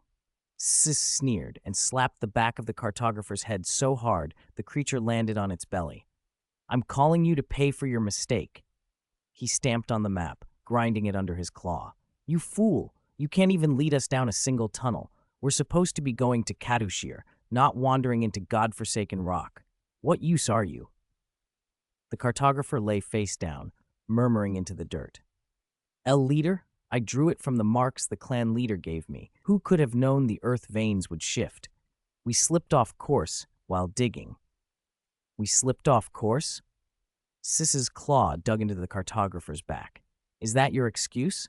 The clan leader said Katushir's defenses were weakened by the Beastman siege, that it was the perfect time to strike. Now we've been tunneling for 3 days and haven't seen a soul. If we waste any more time, the humans will have recovered and there won't be anything left to take. Silence fell again, broken only by the dull scrape and thud of digging deeper down the passage. 1,000 slave rats drove pick and shovel, their gaunt bodies shrouded in rags. Their claws were raw from labor, but under the sting of Overseer Rat's whips they kept moving, mechanically heaving earth and loading it out of the tunnels. Where drums of whip cracks fell, the slave rats dug faster. Where the whips fell silent, they dropped to the ground coughing. Seeing the frantic, grinding effort around him, the fire of Sis's anger cooled. Getting angrier wouldn't change the fact that the tunnel already went too deep to turn back. If they did, they'd waste at least 5 more days, and by then, Katushir's defenses might be healed. The slave rats were near exhaustion. Push them further, and the whole force might collapse long before reaching the surface. Enough. He shoved the cartographer aside, kicked the ruined map into the dirt, and ground it into the floor with his foot. Forget Katushir. Keep digging. Dig until we break the surface, anywhere. If we bust up into a human village or into a greenskin tribe, we'll raid it. Yes, leader, the Skaven answered with relief. The storm vermin straightened their backs. Clan rats darted off to pass the new orders, and even the cartographer scrambled up, nursing his head and melting back into the crowd. Overseer rats snapped their whips again, and the slave rats' pace quickened. Earth and rubble were hauled out and piled along the sides, making the cramped tunnel even more crowded. Greenhead Sis leaned his shoulder against the damp wall and unslung his water skin. He drank the rusty-tasting water from an underground stream, far from pleasant, but better than thirst. He watched the slave rats labor in the dim distance and ran the numbers in his head. Once they broke to the surface, with hundreds of storm vermin and thousands of clan rats, even a small band of humans or greenskins would be easy prey. He did not know that, 500 meters above, a dwarf force was moving slowly through the forest. Ligay rode a pony amid the formation, his eyes always scanning the trees. He was preparing for the coming siege, unaware that a swarm of Skaven were probing blindly underground below his feet. Sunlight filtered through the canopy and struck the dwarf heavy infantry with a hard, cold gleam. The heavy infantry marched with great axes on their shoulders, armor clanking in time. Musketeers gripped blunderbusses, fingers near triggers ready to respond. Slayers with bare, dirt-streaked torsos hefted massive axes, grinning fanatically. Argali riders urged their mounts onward, heavy hooves thudding and leaving deep hoofprints. Ligay signaled for a halt and leaned close to the Longbeard warriors at his side. "Send the scouts farther ahead," he murmured. "Watch for tracks. Don't let the green skins spot them." The Longbeards nodded, and the force pressed on, a torrent of steel bleeding into the forest toward the Blackrock tribe. Unseen among the treetops a kilometer ahead, 3 green figures peered through brass spyglasses. "Dwarfs," hissed one.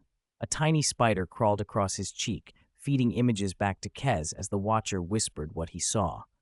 The other 2, perched on giant spiders that clung to trunks, had their bodies flattened, nearly invisible among bark and lichen. "At least 500, the second reported, nodding toward the heavy infantry and then the mounted ranks in the rear. "Musketeers, cavalry. Those dwarfs riding rams are armored thicker than human knights." Spider Eye lowered his glass, expression grim. "They mean trouble. They'll come to the tribe walls for sure. We need to hurry back and tell the boss to prepare." No hesitation followed. The 3 slapped their giant spiders. The creatures withdrew long legs and slid down the trunks like a shadow, sinking into the undergrowth and vanishing as if they'd never been there. The dwarf column on the ground marched on, oblivious. Ligay adjusted the route, aiming to bypass the Blackrock tribe's patrols. The heavy infantry watched the path for ambush. Musketeers checked fuses. Only the slayers at the tail of the procession twitched their noses sometimes, catching a faint musky scent and then shrugging it off as rot from a forest carcass. The sun sank toward the western mountains, its late light filtering in patchwork through the leaves. Finally, the dwarf force reached the forest's edge, and Ligay brought them to a halt behind dense bushes. A few hundred meters beyond stood the blue brick city wall of the Blackrock tribe. Greenskins loitered on the battlements, silhouettes against the sky. The moat flashed where the water moved. Ligay tightened his grip on the short axe at his waist, a hard gleam in his eyes. Breach this wall, he thought, and the Blackrock greenskins would be axe fodder. The Howling Trail would be Gezhik dwarf land again. He did not know that 500 meters beneath his boots, in a dark tunnel, 1,000 Skaven were still frantically digging. 119. The Dwarf and the Mouse. The last ray of the setting sun slipped behind the treetops of the Howling Forest, and night spread like ink. Ligay crouched in the oak grove, unfolding the parchment map again beneath the faint starlight. On the sheet, the Blackrock tribe's blue brick walls were drawn as thick black lines, annotated in the scout's cramped hand. Moat 5 meters, gate, elm wood, mortar not set. This was intelligence won at the scout's peril. A frontal assault is impossible, Ligay whispered to the heavy infantry captain, the musketeer commander, and the butcher leader. The walls are 25 meters high, and there's a moat. We have no battering rams or ladders.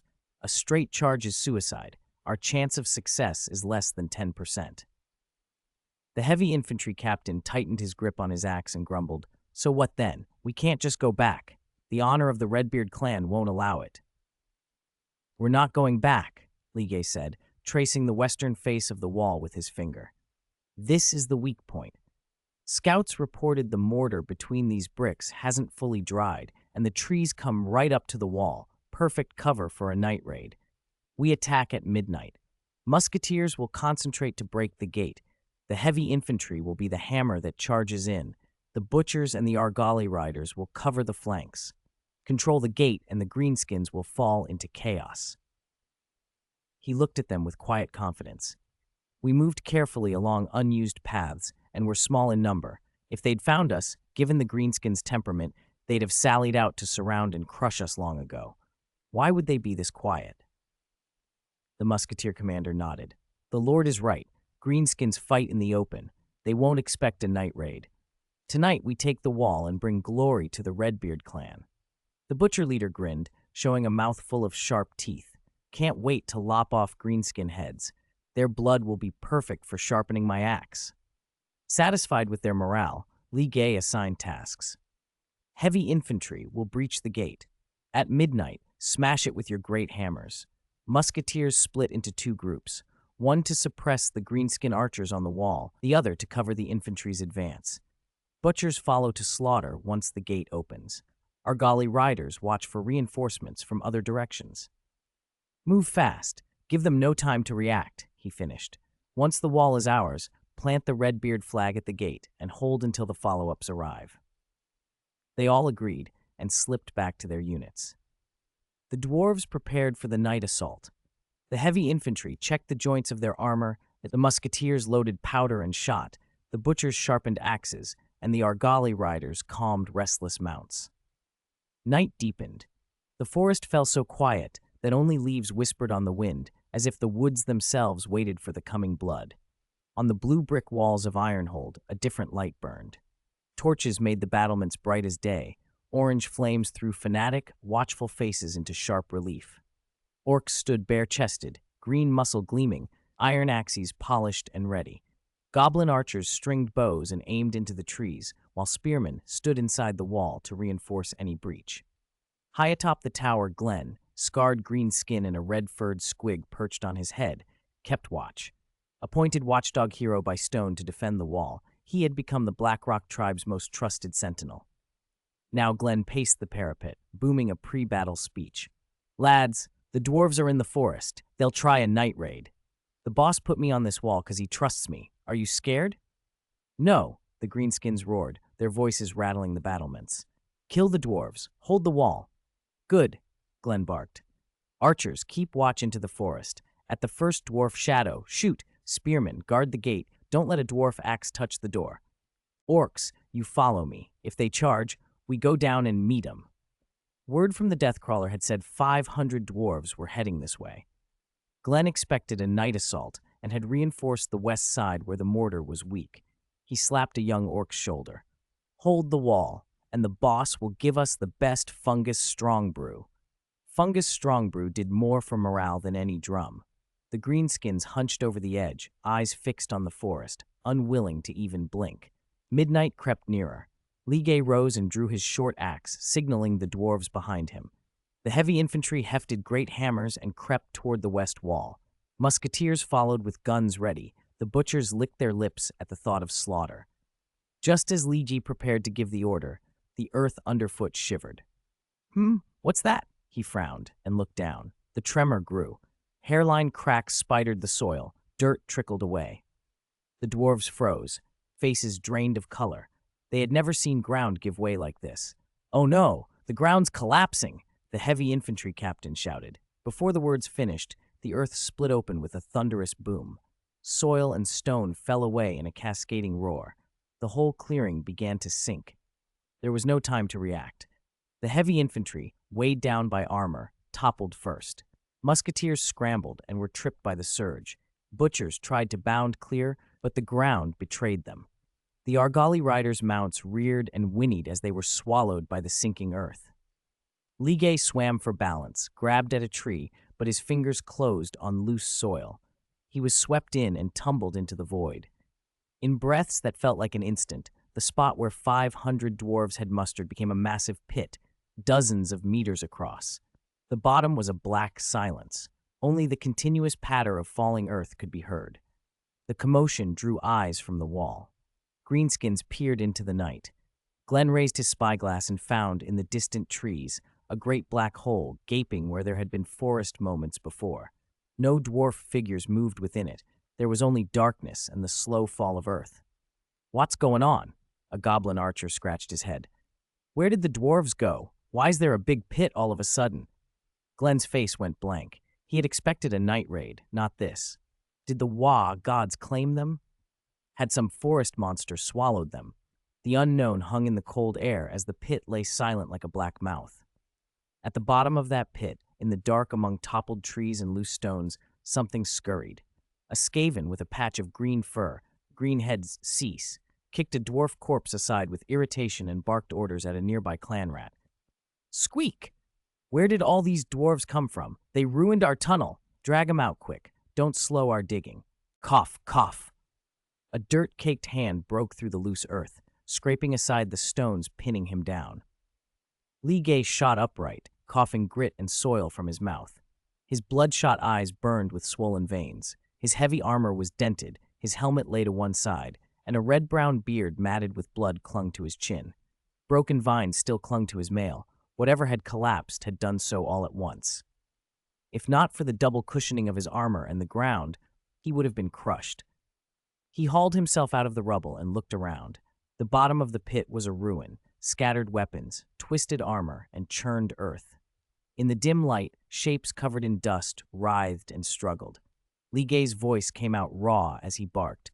"Get up, all of you. Don't play dead." One by one, the dwarves clawed free. Long-bearded warriors gripped short muskets and brushed soil from rune-etched armor that still glowed faintly. Disputants emerged with one-handed swords and dwarf crossbows, scratched but alert. Butchers appeared with massive axes, bare-chested and streaked with grime, grinning savagely. Musketeers checked barrels for clogs. Even the Argali riders led their startled mounts out, the giant rams barding dented, but the beasts still steady, occasionally butting away loose stones with their horns. A few were already dead, crushed under falling boulders, half buried and horrifyingly still. "My lord, where are we?" a long-bearded warrior asked, eyes scanning the steep, scarred walls of the pit. It was dozens of meters across and clearly dug, not natural. Before Ligue could answer, a sharp, high noise cut across the pit. "Squeak! Squeak!" He turned toward the sound to find shadows roiling along the rim, hundreds of storm vermin in iron plate, 700 or 800 clan rats with short knives, and over 1,000 gaunt slave rats, all staring down at them with red eyes. The storm vermin at the head wore a whip and greed in his face. "Skaven!" Anger flared in Ligue like a furnace. "These filthy bastards, tunneling and ambushing us." He looked at his fallen clanmen with a hard twist of the fist. These were the Redbeard clan's elite. They should have died in open battle against greenskins, not crushed quietly in a tunnel trap without so much as a chance to fight. For glory! Kill them! Ligay ripped the short axe from his belt and roared. The dwarves reacted in kind. Long-bearded warriors readied secret muskets, musketeers set up their long rifles, butchers hefted their axes, and Argali riders urged their mounts forward, hooves gouging the dirt. Greenhead's eyes glittered at the sight of fine armor and weapons. He'd been frustrated not to find Cadushir, but this cache of equipment was prize enough. Squeak! Squeak! Slave rats! Strip those dwarves of everything, he shrilled. A tide of slave rats surged down the slope. Most had no armor and crude weapons, some only stones, but they flooded forward by number alone. Clan rats with knives followed to keep the fodder from fleeing. Shields up, Ligay ordered. The long-bearded warriors advanced, locking round iron shields into a solid wall. The first slave rats smashed against it with a sickening clang. Heads caved, blood spattered, yet they clawed at shields with teeth and scratched armor with nails, letting out a grinding, desperate noise. Musketeers, fire! Ligay shouted. The muskets cracked in succession. Lead tore into the front ranks, shredding bodies. Still the horde pressed on, trampling the dead in single-minded hunger for equipment. These bastards really don't fear death, a butcher spat, swinging his axe to split 3 onrushing rats in 2. Black ichor splattered across his chest, but he fought on. Ligay watched, measuring the threat. Their formation and gear held for now, but the numbers were crushing. The shield wall was beginning to strain. Sooner or later, the Skaven would find a way through. Argali riders, charge! Flank them both sides. Encircle, he ordered. Yes, the riders shouted, their long spears leveled. The giant rams plowed through the lesser rats like living battering rams, and the riders' spears punched holes through the enemy ranks. 2 breaches opened in the Skaven formation, and a semicircle began to close. Disputants, fill the gaps, hold the shields, don't let the Skaven reach the musketeers, Ligay called. 15 disputants slammed into the breaches, armored heavier than Longbeards and swinging war hammers and swords that crushed bone. One hammered a path through the slavering mass. Another slid a blade into a clan rat's throat. Their coordination steadied the line. Greenhead Sis's face, which had been eager, twisted into worry. He hadn't expected such elite dwarves. Thousands of slave rats couldn't make a dent, and now Argali riders flanked them. He barked, "Storm vermin! Attack! Smash their shield wall!" Hundreds of storm vermin, compact and armored, charged like steel-backed beasts. With short battle axes and round shields, they hit the line with a force the slave rats could not match. The shield wall shuddered. "Watch out!" Ligay surged forward and decapitated a storm vermin with a single sweep. Black blood spattered his beard and face, only sharpening his focus. Longbeards drew their own short axes for close work, while the musketeers shifted aim at the clan rats. The commanders, if cut down, would leave the slave rats leaderless. The pit became a brutal maelstrom, dwarf steel and gunfire, Skaven teeth and claws. Blood darkened the churned earth, ragged cries and the dull thud of impact echoed off the walls. Ligay's axe found a skull with every strike. Around him, warriors bled and fought on, some encircled, some trapped, all dwarves, stubborn to the last. This was their glory, unyielding, immovable. "Kill! For the Redbeard clan! For Gezhik!" Ligay roared, voice ragged with determination. This fight had to be won, not for an attack on the orcs now, but to climb out of this pit alive. If they cut down the Skaven, the way out would be theirs. Greenhead Sis watched his storm vermin fall and weighed his options. He had not expected such resistance. If the battle continued, he might lose everything. Slowly he drew back, calculating. If things went wrong, he would use the slave rats as a diversion and flee with storm vermin and clan rats. But for now, the dwarves pressed. The shield wall held, the Argali encirclement tightened, and muskets kept popping. The slave rats dwindled, storm vermin bled out, and only the clan rats doggedly clung on. Ligay looked over the battlefield and felt victory within reach. He inhaled, raised his short axe, and prepared to give the final order to charge. Just a little longer, and these wretched Skaven would be ghosts under his blade.